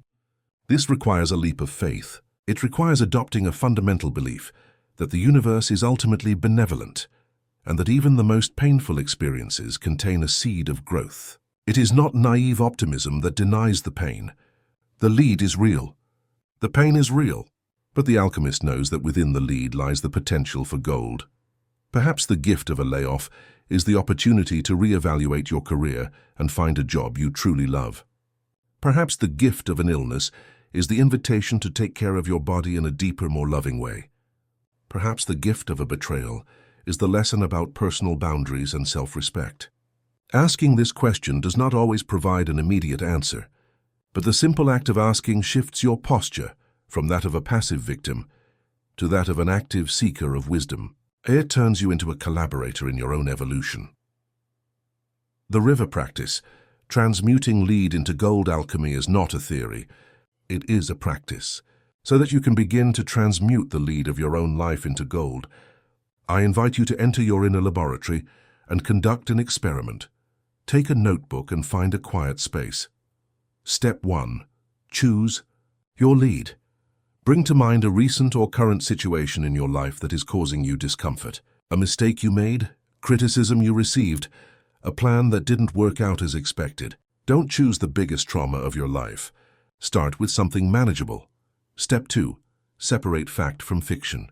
At the top of the page, We are going to separate the event from the story. Write the heading Facts, and underneath it, describe the situation in the most objective, neutral, and factual language you can, as if you were a reporter or a security camera. For example, during the team meeting, I presented my proposal. After the presentation, my boss pointed out 3 potential flaws in the plan. That's all. No drama, no judgment. Next, on the same page, write the heading My Original Story, and underneath it, write the emotional narrative you've been weaving around those facts. Be brutally honest. Perhaps your story is, I made a fool of myself. My boss thinks I'm incompetent. They trashed my idea in front of everyone. They'll probably never trust me with an important project again. I am a failure. Step 3. Begin the alchemy. On a new page, write the heading My New Golden Story. Your task is to rewrite the narrative of this event using the tools we've explored. It is not about lying or pretending you didn't feel bad. It is about creating a wiser, more resilient, and more empowering interpretation. I will guide you with some questions. How can you describe your feelings using the word and instead of but? E.g., I felt exposed and vulnerable, and I am proud that I had the courage to present my idea. What verbs can you change? E.g., instead of my boss trashed my idea, try my boss offered me a different perspective that can strengthen my plan. What does this look like if you expand the time frame? E.g., right now it feels like a rejection, but a year from now I will probably see it as a valuable learning experience. And the final, most potent question. What is the gift or opportunity here? E.g., the opportunity is to learn not to take criticism personally and to separate my worth as a person from the result of my work. The gift is the chance to improve my proposal and make it foolproof. Using the answers to these questions, write a new paragraph. A new golden story. It might sound something like this. Today I had the opportunity to present a proposal I've worked on. That was an act of courage for me. I received critical feedback that, while uncomfortable in the moment, has given me the chance to strengthen my project and learn to be more resilient in the face of challenges. I am in a process of learning, and this experience is a valuable part of my professional growth. Feel the energetic difference between the two stories. The first leaves you powerless, ashamed, and scared. The second leaves you empowered, resilient, and focused on growth. The external fact has not changed, but you have completely changed your relationship with it. You have taken the lead and turned it into gold. This is your magic. This is your power. You are the alchemist. Chapter 6. Words that heal, words that hurt, language in your relationships. Our relationships are, in their most fundamental essence, conversations. A friendship, a romance, a family tie are not static entities. They are living organisms that breathe, grow, or wither through the exchange of words. Every conversation is an act of construction. With every phrase we utter, we are adding a brick to the structure of the relationship. And every brick we lay either reinforces a bridge that brings us closer to the heart and mind of the other person, or adds height to a wall that isolates us in misunderstanding and loneliness. Neutral words do not exist in the intimate space of human connection. Every word is a choice, and every choice determines whether we build a bridge or a wall. We have spent years, perhaps decades, constructing these structures unconsciously. We have inherited the architectural blueprints of our families and our culture, and we have been laying bricks without questioning the design. We often find ourselves perplexed, trapped behind walls we don't remember building, feeling distant from people we desperately love. The frustration, resentment, and loneliness in our relationships are rarely the result of a single grand betrayal. They are more often the accumulated result of thousands of small hurtful word bricks laid day after day. The purpose of this chapter is to become conscious architects of connection.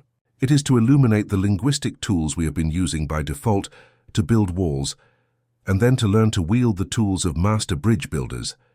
It is about understanding that the quality of our relationships is not something that happens to us, but something we co-create with every word we choose.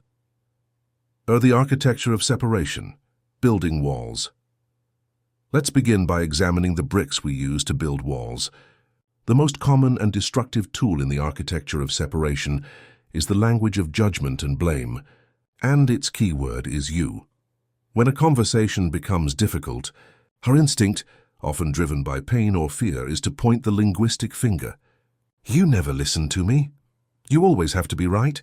You are so inconsiderate. The moment we utter an accusatory you, the possibility of connection vanishes.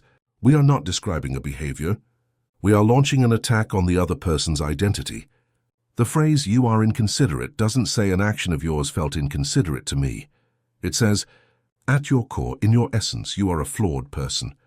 This form of communication is an act of verbal war, and the natural human response to an attack is defense. When you attack someone's identity, you leave them only two options: fight back, me inconsiderate, look who's talking, or put up a wall of silence and withdraw for protection. In neither scenario is there communication. There is no exchange. There are only two wounded egos, each entrenched in its own fortress of justification, while the space between them, the space of the relationship, fills with an icy silence. The language of judgment is almost always accompanied by its two most toxic allies, the absolutes always and never. These two words are poison to intimacy. When you tell someone you never help me, you are not just expressing your frustration in the present moment. You are rewriting the entire history of your relationship to fit that narrative. You are actively invalidating and erasing every time that person did help you. You are denying their reality and their efforts, which feels deeply unfair and demoralizing. Furthermore, absolutes turn a specific, solvable problem into a permanent, intractable character flaw. "You forgot to take out the trash today" is a logistical problem that can be resolved. "You never take out the trash" is a declaration that the other person is, and always will be, lazy and irresponsible, which closes the door to any constructive solution. Another way to build walls is through the language of assumption and mind reading. We act as if we are experts in the other person's inner world. "I know what you're thinking. You're only doing that to annoy me. Deep down, you don't care." These phrases are a profound disrespect for the other person's sovereignty. They are an act of linguistic arrogance that denies the other person the authority over their own experience. By assuming we know their intentions and motivations, we close the door to the most important tool of connection, curiosity. We stop asking and start declaring. And the moment we replace curiosity with certainty about another's inner world, the relationship stops being a dialogue and becomes a monologue. Finally, a subtle but incredibly common wall is built with the well-intentioned bricks of unsolicited advice and the impulse to fix. When someone we love comes to us with a problem or pain, our instinct is often to jump into resolution mode. We offer solutions, strategies. We tell them what they should do. Even if our intention is to help, the impact is often invalidating. By offering an immediate solution, we are sending an implicit message. Your feeling of sadness, anxiety, frustration is uncomfortable and needs to be eliminated as quickly as possible. Instead of creating a safe space for the other person to simply feel and be heard, we communicate impatience. We are treating their emotion as a problem to be fixed, rather than an experience to be accompanied. And by doing so, we unintentionally build a wall that leaves the other person feeling alone in their emotional experience. The tools of connection, building bridges. Recognizing these tools of separation is the first step. Now let's learn to use the tools of the bridge, builders, the words that heal and connect. The antidote to the language of blame and judgment, you, is the language of personal experience and vulnerability, I. This is the practice of I statements, and it is the most transformative communication skill you can learn. Its structure is simple. When neutral objective description of a behavior, I feel emotion. Observe the power of this shift. The wall phrase, "you never listen to me," becomes the bridge phrase when I am sharing something important to me and I see you looking at your phone. I feel ignored and a little sad. Let's analyze why this is so effective. First, it is irrefutable. No one can argue with how you feel. Your feeling is your truth. Second, it is non-accusatory. You are not attacking the other person's character. You are inconsiderate. You are describing the impact a specific behavior has on you. This separates the person from the problem. Third, and most importantly, it is an act of vulnerability. By sharing your emotion, "I feel sad," you are lowering your own defenses, which invites the other person to lower theirs. You are replacing an attack with an invitation to empathy. You are saying, "I am hurt," instead of "you are bad." This posture has an infinitely higher probability of generating connection, and collaborative resolution. The antidote to the absolutes. Always and never is the language of specificity. Instead of making generalizations that attack character, anchor your communication in the present or the specific recent past. The wall phrase, "You always leave your things lying everywhere," becomes the bridge. "I noticed your jacket and shoes have been on the living room floor for the last 2 days. I feel a bit stressed when the space is cluttered. Could we find a place for them?" This change is magical. It transforms a battle over who is the messy one into a pragmatic conversation about a jacket and shoes. It shifts the focus from an insoluble identity problem to a solvable logistical problem. By being specific, you invite collaboration instead of confrontation. The antidote to mind reading and assumption is the language of genuine curiosity. It is the art of replacing declarations about the other person with open-ended questions. Instead of declaring, "I know you're angry with me," build a bridge by asking, "I've noticed you've been very quiet. The story I'm telling myself in my head is that maybe you're angry with me. Is that true?" This formula is incredibly powerful. You take responsibility for your own interpretation, the story I'm telling myself, without presenting it as fact, and then you invite the other person to share their truth. Other bridge questions include, "I'd like to understand your perspective better. Can you tell me more about that?" Or, "When you say that, what does it mean to you?" These questions are a gift. They are a declaration that you value the other person's inner world more than your own need to be right. They are the fundamental tool for building mutual understanding. Finally, the antidote to the impulse to fix is the language of validation and empathy. When someone shares their pain with you, before offering any solution, pause, breathe, and offer the gift of presence through validation.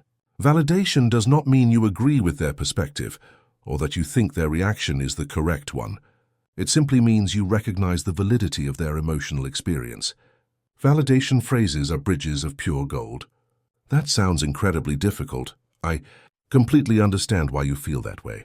It makes total sense that you're frustrated. Thank you for trusting me and sharing this with me. I'm here to listen."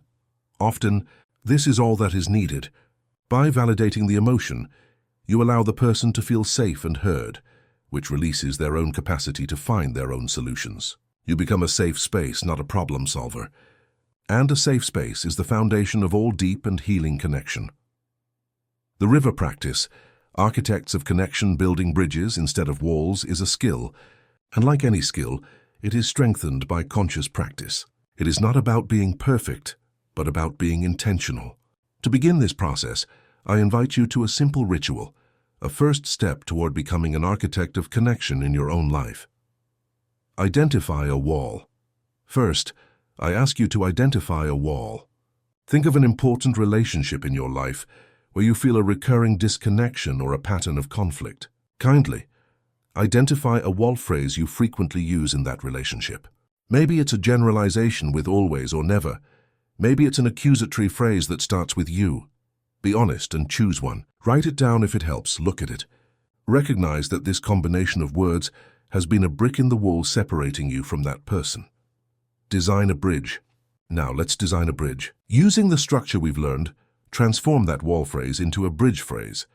If your wall was, "You never ask about my day," your bridge could be, "When we reach the end of the day and don't talk about how it went, I sometimes feel a little disconnected and lonely." If your wall was, "You always interrupt me," your bridge could be, "I feel frustrated when I can't finish an idea because I feel like what I have to say isn't important to you." Take your time to design a phrase that feels authentic and vulnerable. This is the blueprint for your new bridge. Set the intention. Having the perfect phrase is useless without the right energy behind it. Close your eyes. Visualize the person in that relationship in front of you. Instead of feeling the habitual frustration, try to connect with the love or appreciation you feel for them beneath the conflict, and set a clear intention in your heart. Your intention is not to win the next argument or make them change. Your intention is, the next time this situation arises, my main intention is to seek connection, not to be right. My intention is to build a bridge, not a wall. Feel this intention in your body. Allow it to soften your energy. The proactive act. Finally, the action. You don't have to wait for the next argument to start building. Bridge construction often begins with small gestures of goodwill that change the energetic dynamic of the relationship. In the next 24 hours, I invite you to perform a small proactive act of bridge building with this person. It doesn't have to be a big conversation. It can be sending a text message simply to say, "I was thinking of you and I appreciate you."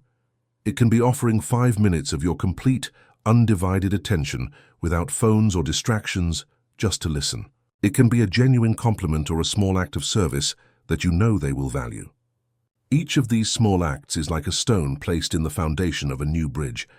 Remember, every conversation is a choice. Every phrase is an opportunity. You can continue laying the same old bricks, reinforcing the walls that keep you safe but alone.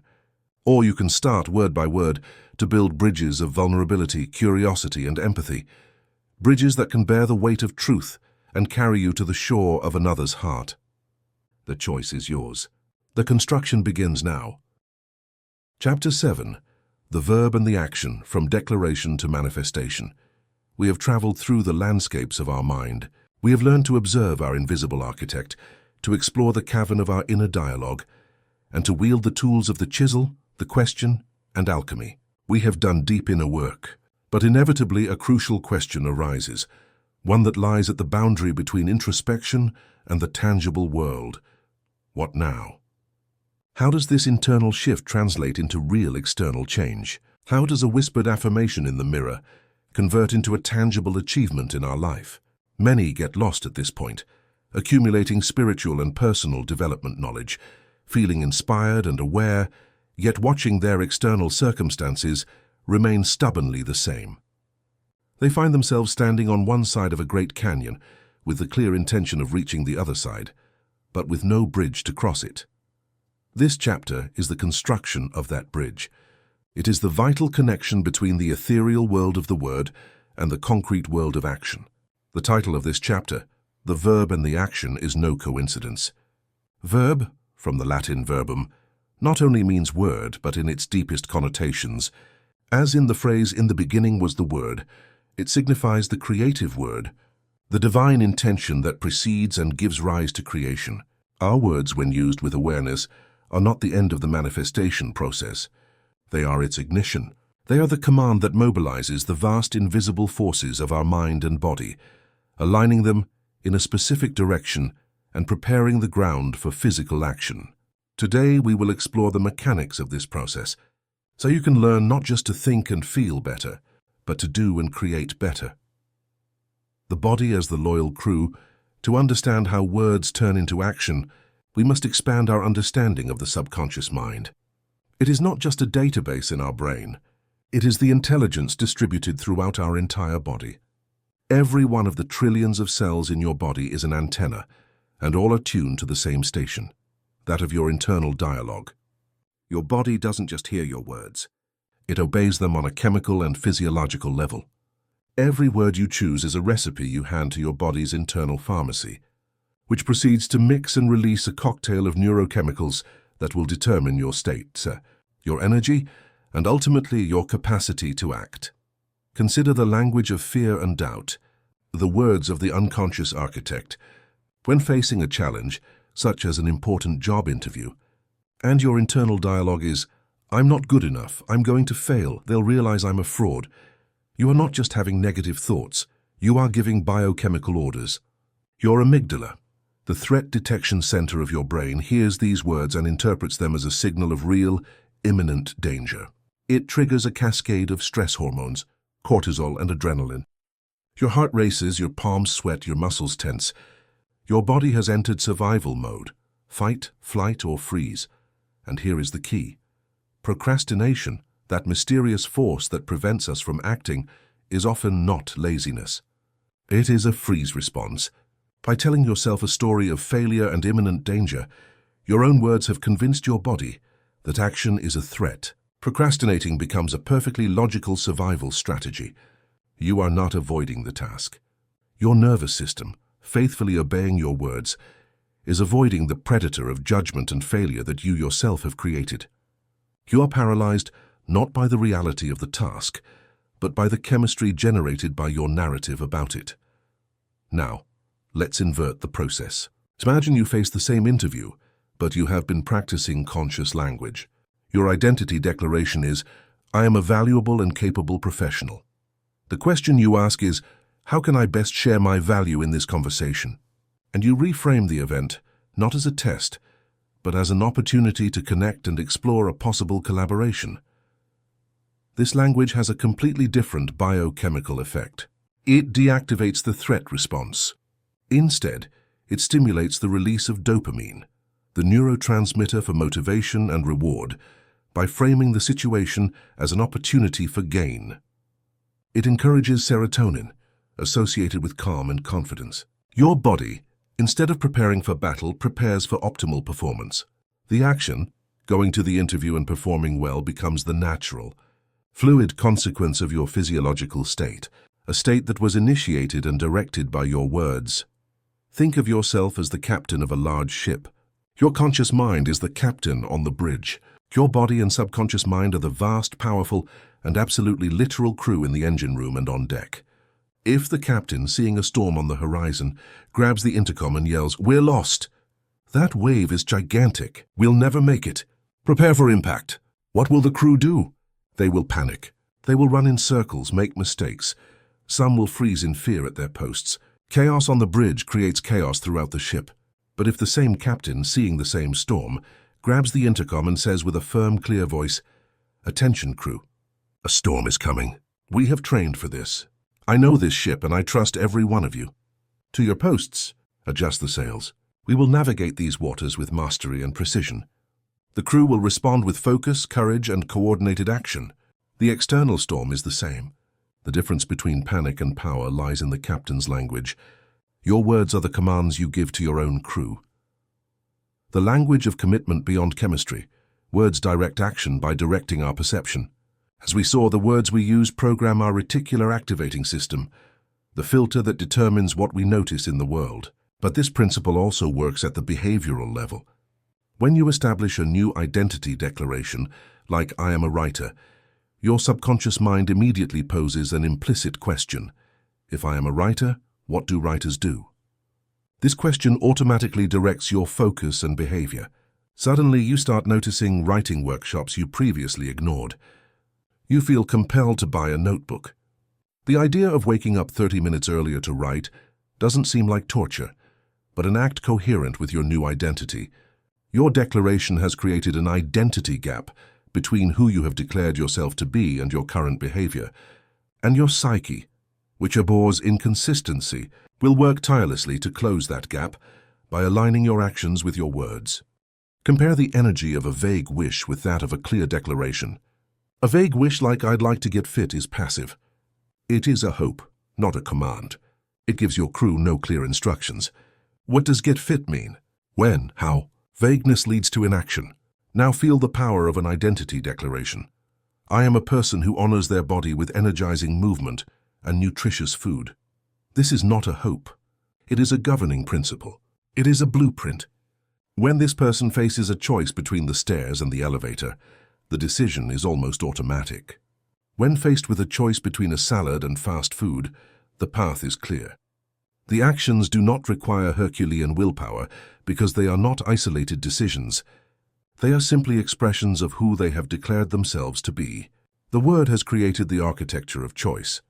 This leads us to a crucial distinction in the language that links intention with action. The difference between the language of interest and the language of commitment. The language of interest is weak and hesitant. It includes phrases like, "I'll try to exercise more." "I'd like to start that project. Maybe I should call that client." Words like "try," "like to," and "maybe" are escape hatches. They carry the built-in possibility of failure and give your mind advance permission not to follow through. They signal to your subconscious that this is not truly a priority. It's a mere preference. The language of commitment, on the other hand, is the language of power. It is unambiguous. "I will exercise 3 times this week. I choose to start this project tomorrow morning. I am committed to calling that client before noon." Words like "I will," "I choose," and "I am committed" are declarations of power. They close the escape hatches. They signal to your subconscious and the universe that a decision has been made. Your entire nervous system mobilizes to support that decision. Ambiguity is the enemy of action. Verbal clarity and commitment are its fuel. When you speak with the language of commitment, you become a force of nature. You have moved from being someone who wants things to happen to being the person who makes them happen. The river practice. The word in action ritual. We have seen that words are not the end of the journey. They are the ignition of the engine, the first step on the bridge that leads to action. They are not mere reflections but active causes. Now it is time to build and cross that bridge in your own life, to close the loop between declaration and manifestation with clear intention and deliberate action. I invite you to a simple yet profoundly transformative practice, the word in action ritual. Choose a declaration.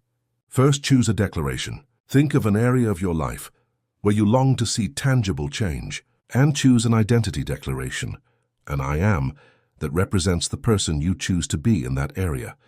It doesn't have to be perfect. Choose one that makes you feel a spark of power. For example, I am a proactive creator of opportunities in my career, or I am a person who cultivates authentic and brave connections, or I am the guardian of my inner peace and well-being. Hold this declaration in your mind. Ask the action question. Now the second step. Ask the action question.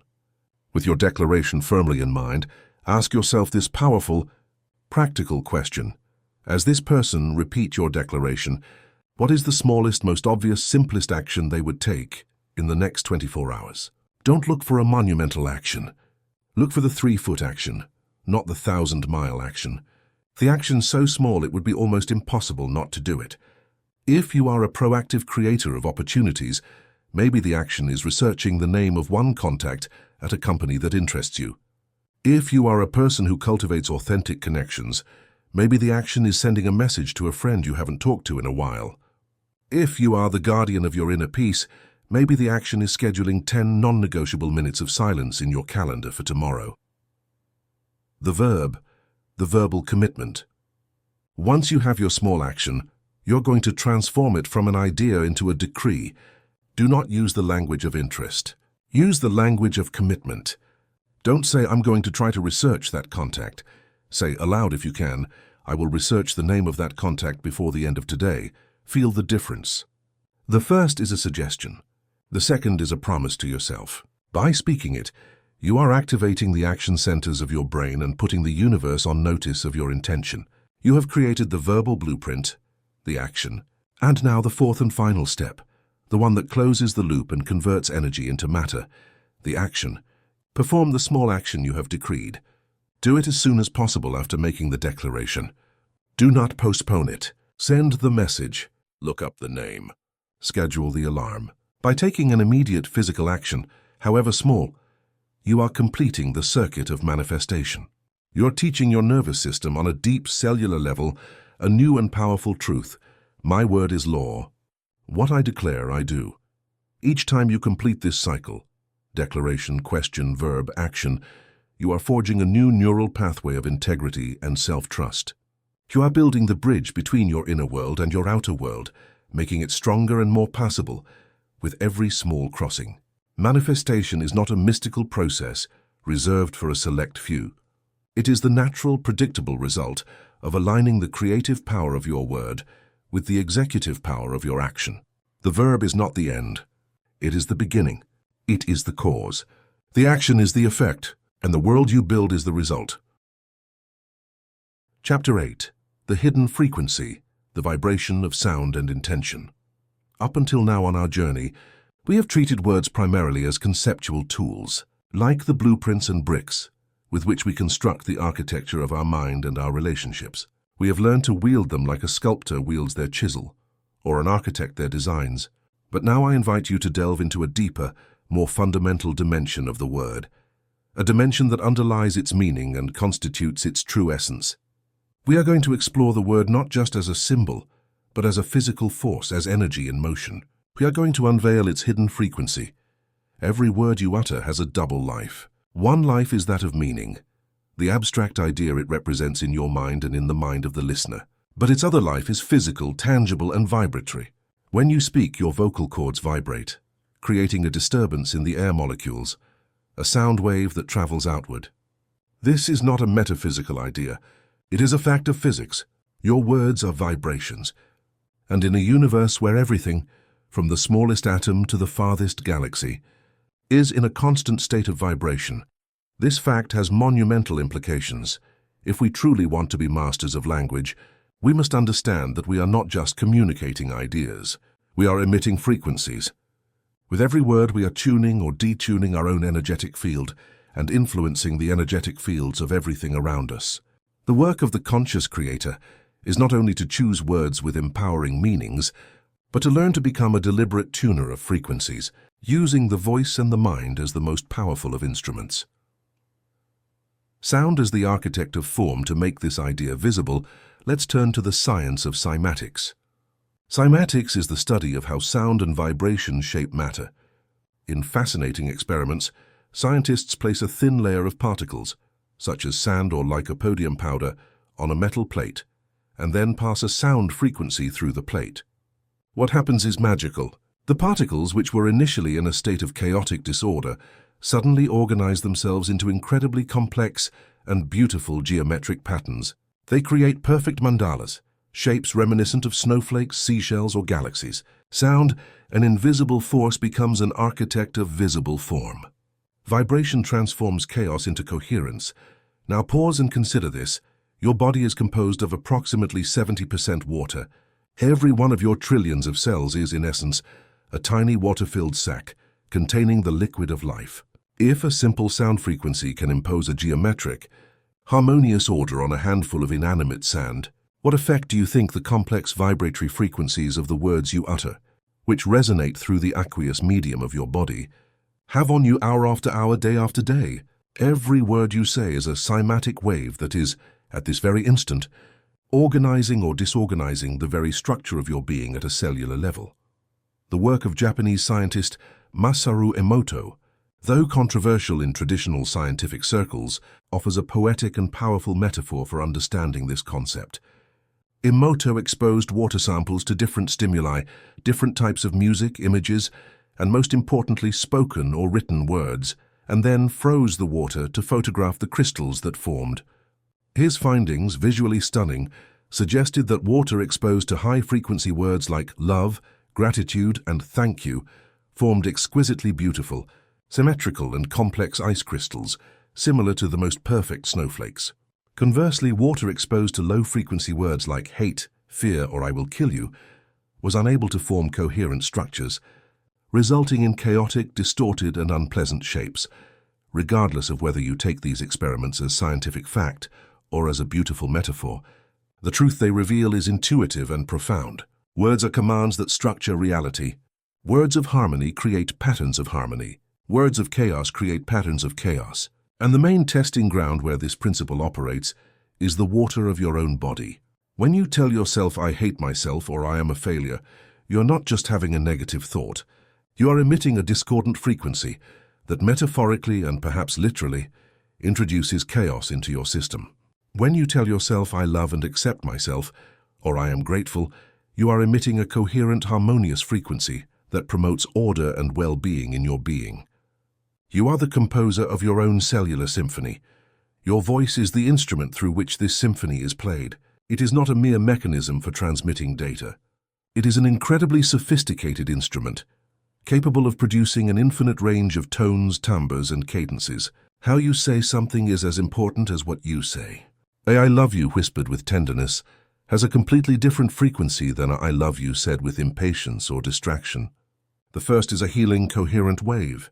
The second, even if the words are the same, may be a neutral or even slightly discordant frequency. We must begin to pay attention not only to our vocabulary but to the musicality of our communication, to the vibration we emit through the tone of our voice.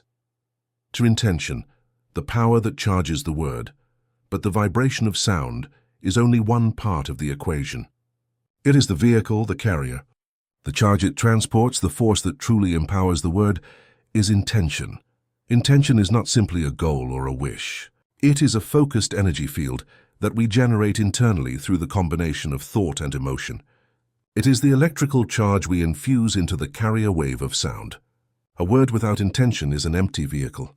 A word charged with intention is a directed energy missile. We have all experienced this. Think of the difference between a formal apology uttered to fulfill a social formality and an apology that springs from genuine remorse and a deep intention to heal the wound caused. The words may be identical, "I am sorry," but the energetic transmission is radically different. The first is a hollow sound that often fails to achieve its goal. The second is a powerful vibration of healing that can repair bridges and dissolve resentment. The power was not in the words "I am sorry," but in the frequency of the intention to heal that the word carried. Similarly, the declaration "I am abundant," repeated mechanically while your heart feels contracted by scarcity, has limited power. The vibration of sound is there, but the intention driving it is weak or contradictory.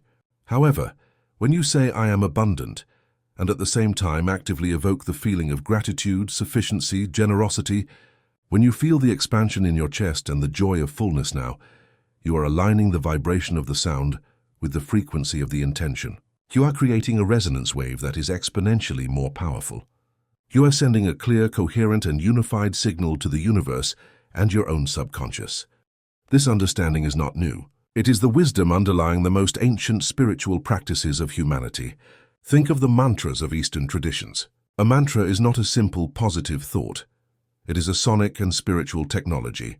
It is the confluence of three elements: the sacred sound, the specific vibration of the syllables, the meaning, the divine quality or universal principle the words represent, and most importantly, the devotion or intention of the practitioner, the emotional and spiritual charge. It is the unity of these three elements that transforms a mantra into a tool capable of transforming consciousness. From this perspective, every word we utter is, in effect, a spell we are casting. Not in a fantastical sense, but in a profoundly practical and energetic one. When you constantly complain about traffic, you are casting a repetitive spell to attract more frustration and blockages into your life. You are tuning your being to the traffic jam frequency. When you express gratitude for small things, you are casting a spell of abundance, tuning your perception to recognize more and more gifts in your life. And the most powerful spell, the incantation you repeat hundreds, if not thousands of times a day, is your own internal dialogue. The words you whisper to yourself in the cavern of your mind are the base frequency that defines your reality. They are continuously structuring the water of your being, tuning your energetic field, and attracting experiences that resonate with that dominant vibration. To become a master of your life, therefore, requires you to become the master of your own silent incantations. The river practice. Infusing the word understanding that our words are frequencies charged with intention grants us a new and profound responsibility. We are no longer just architects. We are musicians tuning the symphony of our reality. The next step is to move from understanding to deliberate practice. I invite you to an energetic infusion ritual, an exercise to directly experience the power of charging a word with your own conscious intention. Find a quiet place where you can be seated and in silence for a few minutes. Close your eyes and take a few breaths to center yourself. Choose your word. The first step is to choose your word. Not a phrase, but a single word that represents a quality or state of being you wish to cultivate and invoke in your life. It could be a word like peace, clarity, confidence, and love with abundance, health, courage. Choose the one that resonates most with you right now. Don't overanalyze it. Trust the first one that comes to mind. Connect with intention. The second step is to connect with the intention. Before uttering the word, you are going to generate its emotional frequency in your body. If you chose peace, don't think about the definition of peace. Feel it. How does peace feel in your body? Perhaps like a sensation of warmth in your chest, a relaxation in your shoulders, a silence in your mind. Evoke a memory or imagine a scene that brings you that feeling.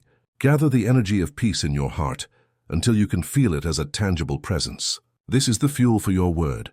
Feel the vibration. The third step is to feel the vibration.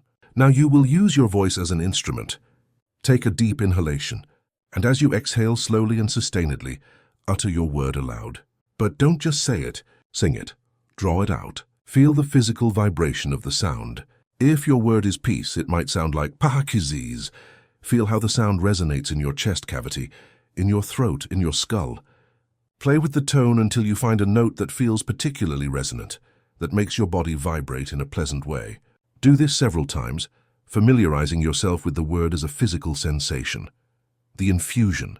The fourth and most important step is the infusion. Now we will unite the intention and the vibration.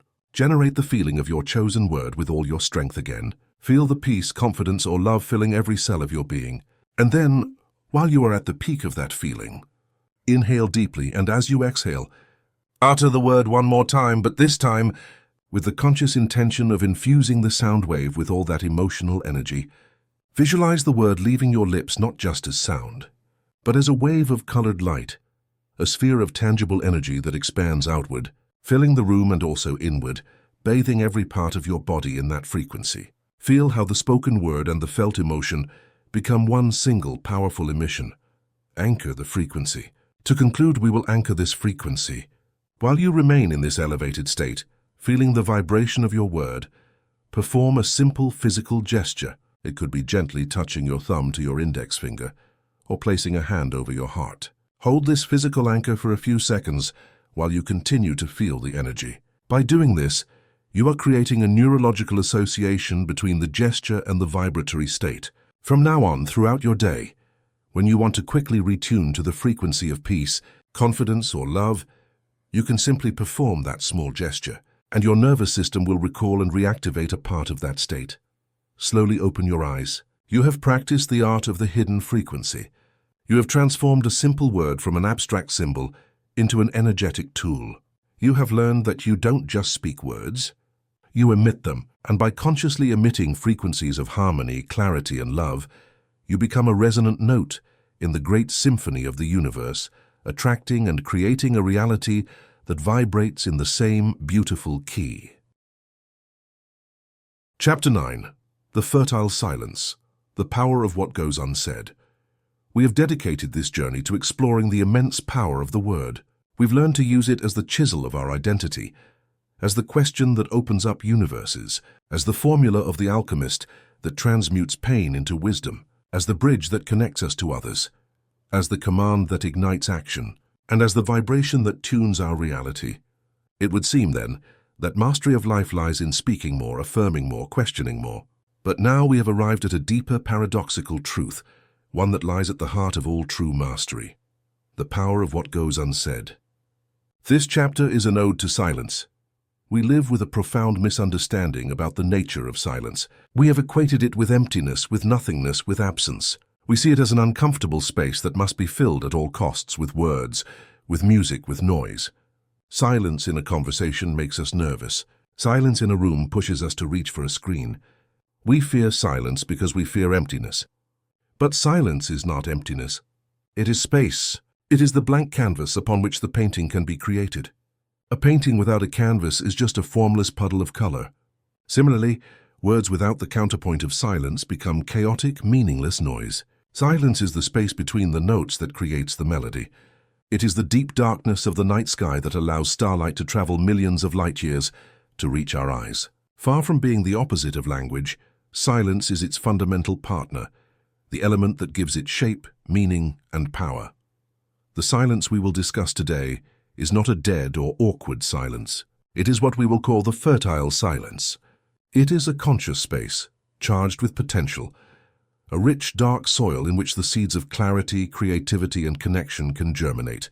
But to be able to cultivate this garden, we must first understand why we have allowed noise to become the weed that chokes everything else. The fear of revelation. Aversion to silence has two main roots, one external and one internal. The external root is obvious. The modern world is a symphony of noise. From the moment we wake up, we are bombarded by a cacophony of stimuli: the hum of traffic, the incessant notifications from our devices, canned music in every store and restaurant, podcasts and audiobooks we use to fill every moment of transition, from the car to the gym. We have created a civilization that operates on the implicit belief that every moment of silence is a moment of lost productivity. We have become addicted to stimulation, to the constant input of information, to the point where the absence of noise feels strange, even threatening. But the real reason we seek external noise is to drown out the internal noise. This is the deeper root of our fear. As we explored in the second chapter, the cavern of our mind is full of echoes: the voice of the critic, the worrier, the victim, This incessant chorus of thoughts is often uncomfortable, painful, and exhausting. And we have unconsciously discovered that the easiest way not to hear this internal noise is to turn up the volume of the external world. We turn on the television the moment we get home, not because we are genuinely interested in the show, but so we don't have to face the silence and the thoughts that would emerge within it. We fill our ears with music while walking, not just to enjoy the melody, but so we don't have to listen to the rhythm of our own anxiety. External noise has become a drug, an anesthetic we use to numb the discomfort of our own unexamined internal dialogue. Silence forces us to confront ourselves. Without the external distraction, the contents of the interior rise to the surface. Emotions we have been suppressing surface. Questions about our life's purpose we have been avoiding emerge. The uncomfortable truths about our relationships we have been sweeping under the rug are revealed.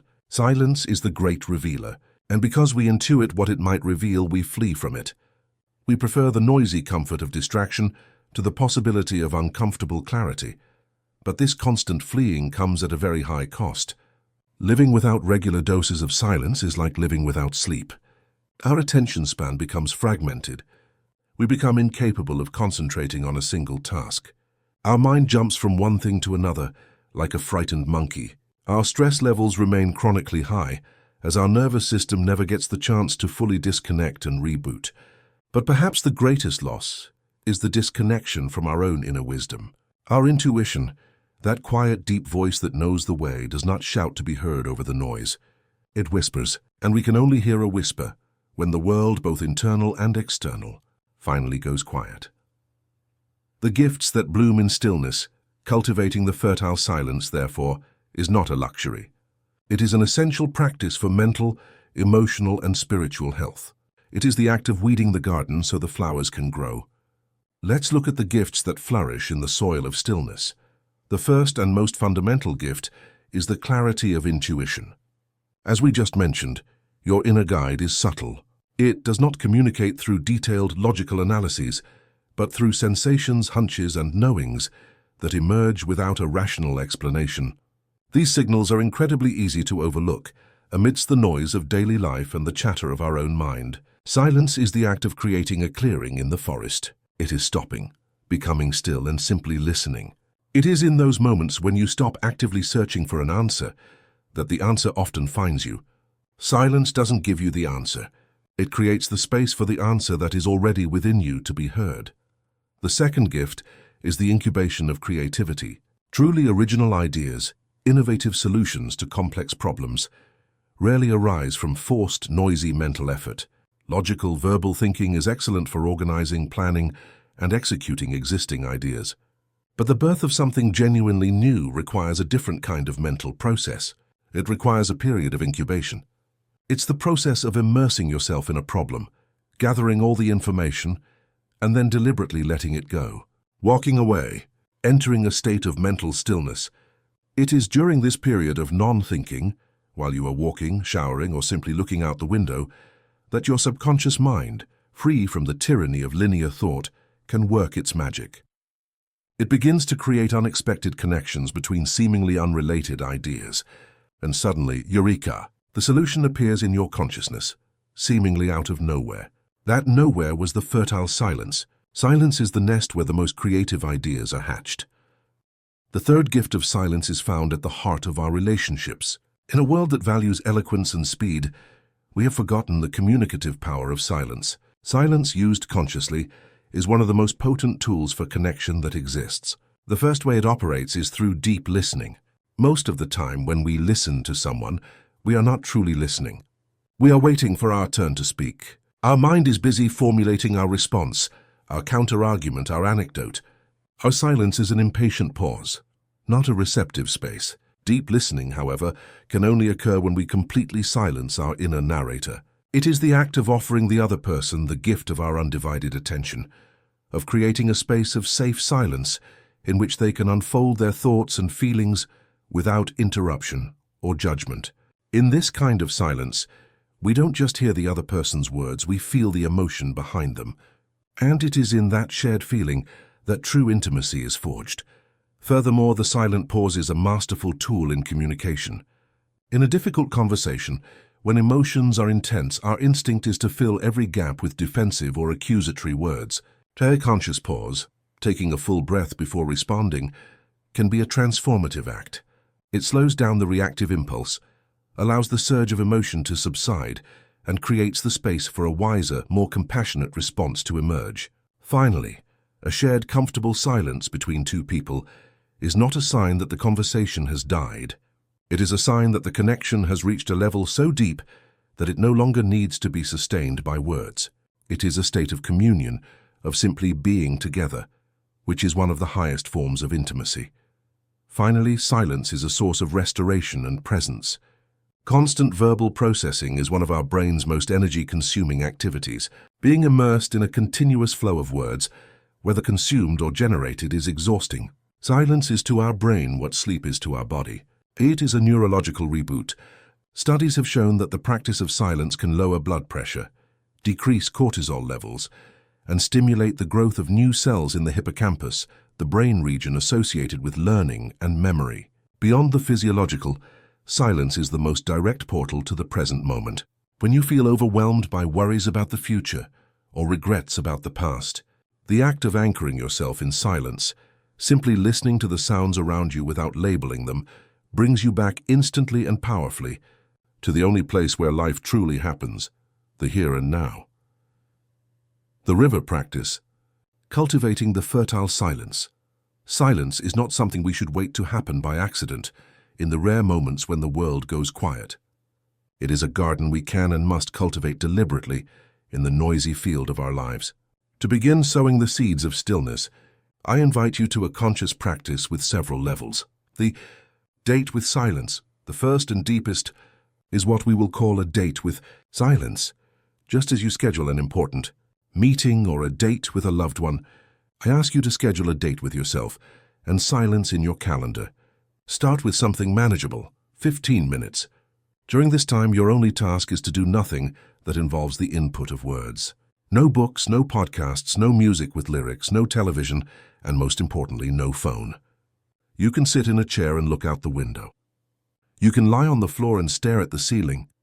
You can go for a walk in a park without headphones. At first, you will likely feel uncomfortable, restless, bored.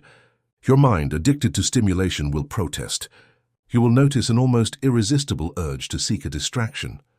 Your job is simply to observe that impulse without yielding to it.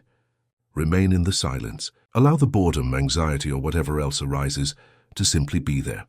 By staying, you are training your nervous system to tolerate and eventually appreciate the absence of stimulus.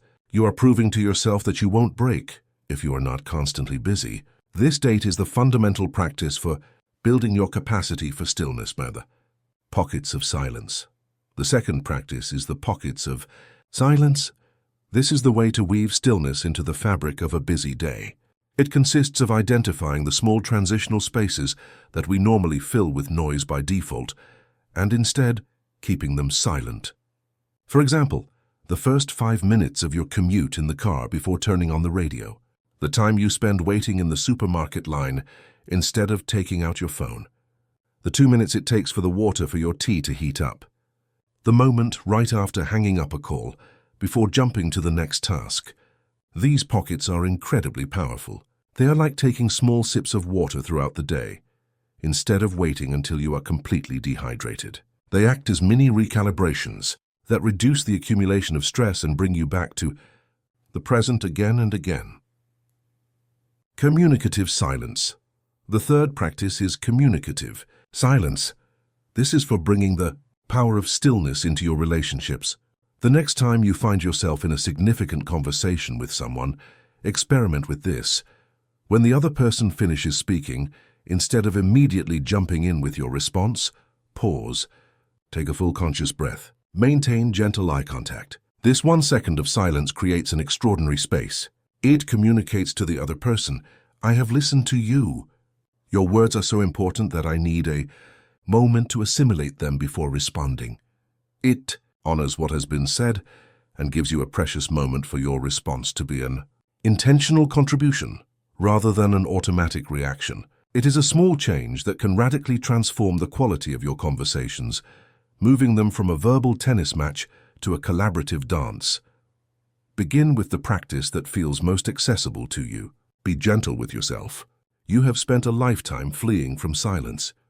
Returning to it is a gradual process, but with every pocket of silence you create, with every date you keep, with every pause you introduce into your conversations, you will be cultivating the most fertile soil that exists.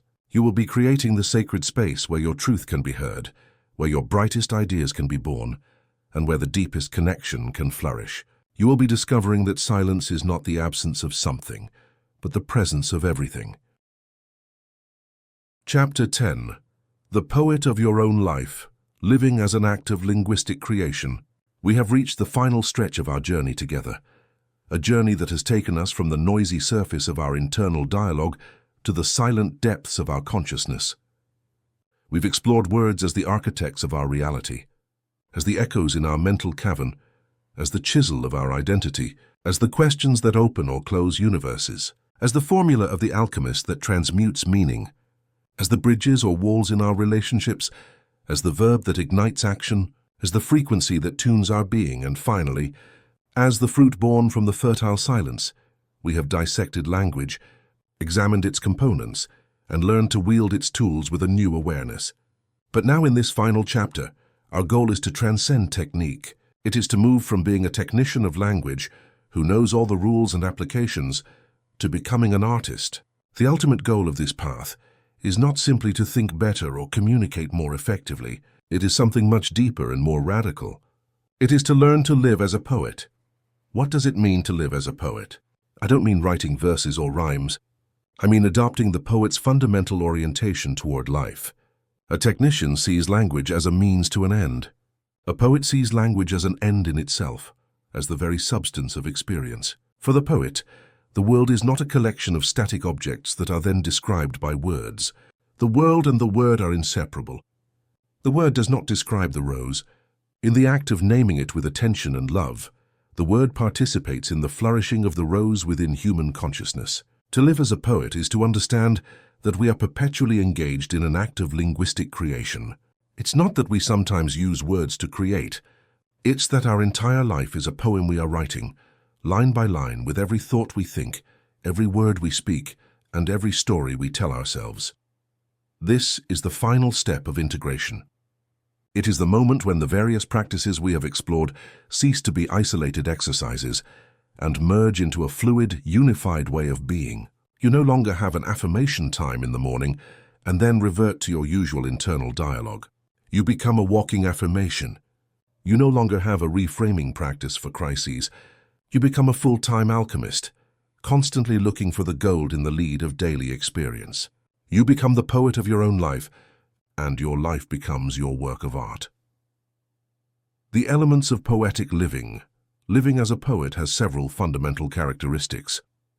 Attention to detail, sensory precision. The first is a deep attention to detail. A poet is, above all, a meticulous observer of the world. They are not content with the lazy label of tree. The poet approaches and notices the rough texture of the bark, the way the sunlight filters through a particular leaf, the whispering sound the wind makes as it passes through its branches. They apply the same attention to the inner landscape. They are not content with the label of sadness. They immerse themselves in it and find its nuances. The melancholy that feels like a soft mist, the grief that feels like a heavy stone in the chest, the longing that has the bittersweet taste of a memory. To live as a poet, therefore, is to commit to using a richer, more precise, and more sensory language to describe your experience, both internal and external. Why is this so important? Because the precision of your language determines the richness of your perception. If you only have one word for snow, you only see snow.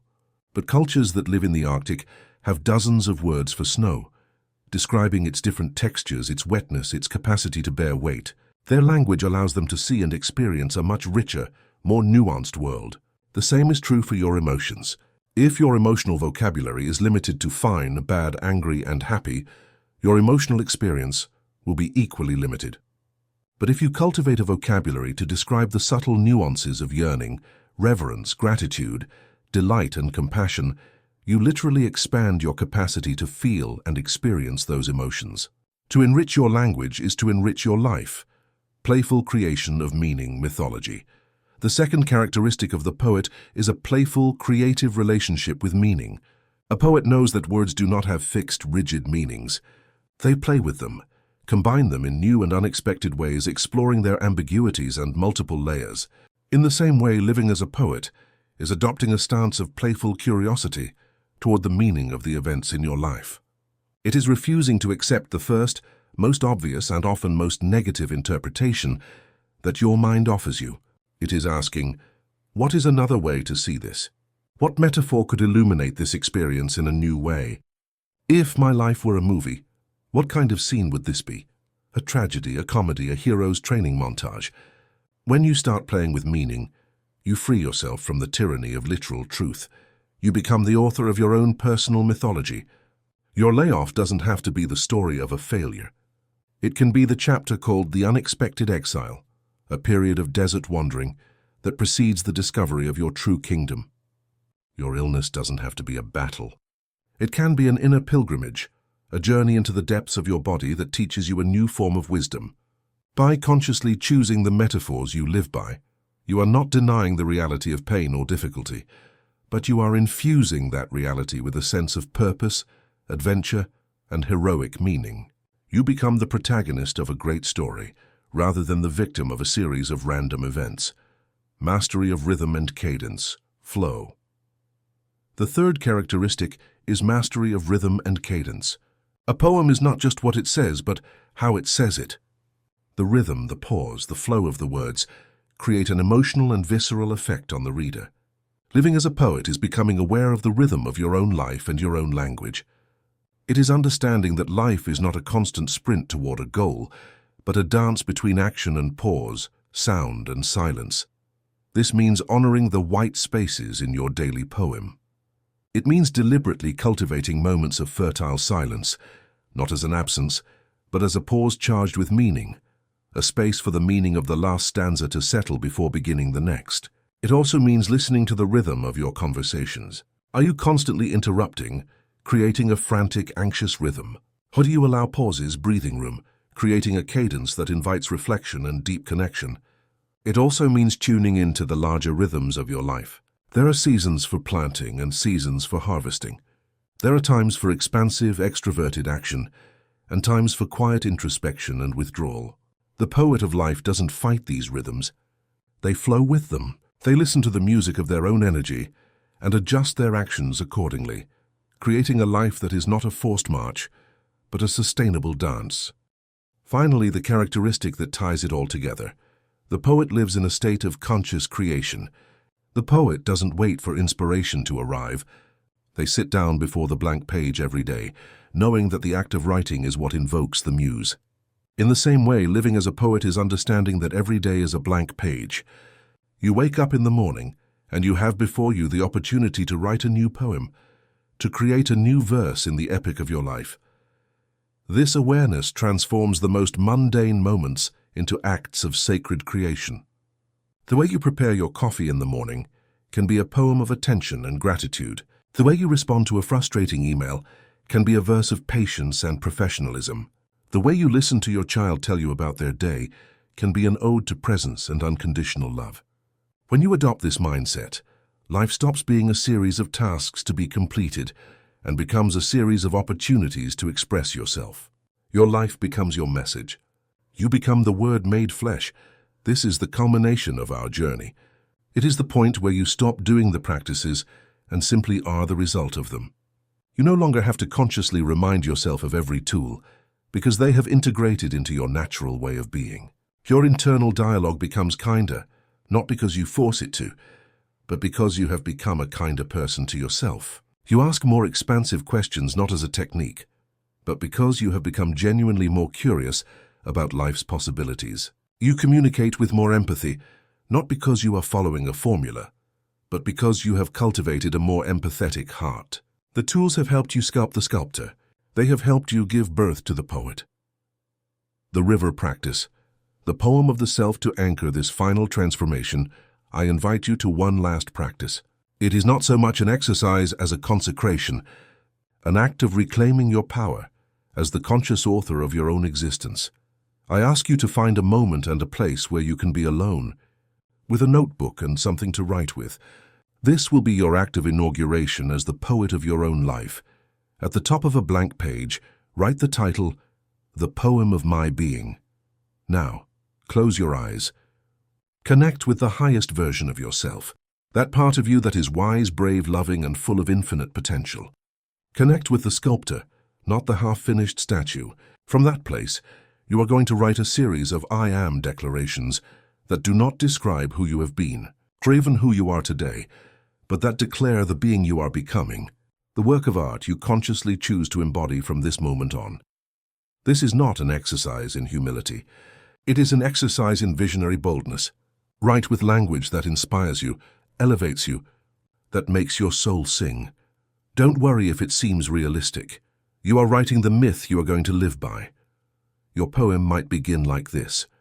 I am the calm in the midst of the storm, the fertile silence from which all answers spring. I am the resilient force that transforms every obstacle into a stepping stone, every wound into a source of wisdom. I am the alchemist who sees the gold in every experience, the creator of meaning in a world of neutral facts. I am infinite curiosity, the one who asks questions that open universes and dissolve the walls of limitation. I am a bridge of empathy and deep listening, a safe space for other hearts to show themselves without fear. I am inspired action, the fluid manifestation of a purpose that overflows naturally from a place of fullness. I am a tuned instrument, vibrating at the frequency of love, gratitude, and abundance, creating harmony in my body and my world. I am the poet of my own life, and every breath is a verse, every action is a stanza, and my entire existence is an ode to the beauty of conscious creation. Keep writing. Add your own lines, your own metaphors, your own truths. There are no rules. This is your poem. Write it until you feel you have captured the essence of the magnificent work of art that you are. When you are done, read your poem aloud. Read it with the authority of a king issuing a decree. Read it with the passion of a poet, sharing their most intimate work. Feel how every word resonates in your body, how every phrase calibrates your energy. This poem is your new constitution. It is the master blueprint for your inner architect. Place it somewhere you can see it often. Tape it to your bathroom mirror. Set it as your phone background. Carry it in your wallet. Read it every morning. Not as a task, but as a reminder. An act of tuning. A return home to the truth of who you have chosen to be. You have completed this audiobook. You have reached the end of my words, but you are only at the beginning of your poem. The world awaits your verse. Go and write it. Conclusion. And so we arrive at the end of these pages, the end of my words, but the true beginning of yours. We have journeyed together from understanding that our words are the invisible architects of our reality, to recognizing that we are the conscious poets of our own life. The purpose of this audiobook has not been to give you a new set of rules to memorize, but to restore the power that has always resided in your own tongue, in your own mind. We have shone a light into the cavern of your internal dialogue, not to banish the echoes, but so you could distinguish their sound from your own authentic voice. The tools are now yours. The chisel of I Am is in your hand, ready to sculpt an identity of power and purpose. The art of the expansive question is your lighthouse, ready to illuminate paths of possibility where you once only saw walls. The alchemist's formula is yours, ready to transmute the lead of any circumstance into the gold of wisdom. You have learned to build bridges of empathy, to ignite action with the verb, and to tune your being with the frequency of your intention. And you have remembered the profound fertility found in silence. You are no longer simply someone who thinks. You are aware of the architect who builds with every thought. You don't just feel. You are the alchemist who chooses the meaning of every feeling. You don't just speak. You are the poet who weaves reality with every word. This is not knowledge you possess. It is the truth of what you are. Take a deep breath right now. Feel the potential that resides in the silence, just before a word is born. Feel the power vibrating in your throat, waiting to be released with intention. That is your creative power. That is your capacity to name and therefore to create your world. You are no longer a passive reader of your life's script. You have taken the pen and seated yourself in the author's chair. This journey ends today, but the poem of your life is a work in constant creation. If these words have built a new space of power and awareness within you, I invite you to help us expand this message. The most powerful words are those that are shared. Subscribe to our channel to continue receiving tools and inspiration for your journey. If this message has resonated with you, share it with someone whose life could be enlightened by this knowledge. And if you have found value in this audiobook, please like it. It is a simple action that helps this current of consciousness reach many more people. Thank you for your attention, for your openness, and for your courage to reclaim your power. May your words construct worlds of beauty. May your internal dialogue be your greatest ally. And may the poem of your life be a masterpiece of love and conscious creation. Thank you for listening.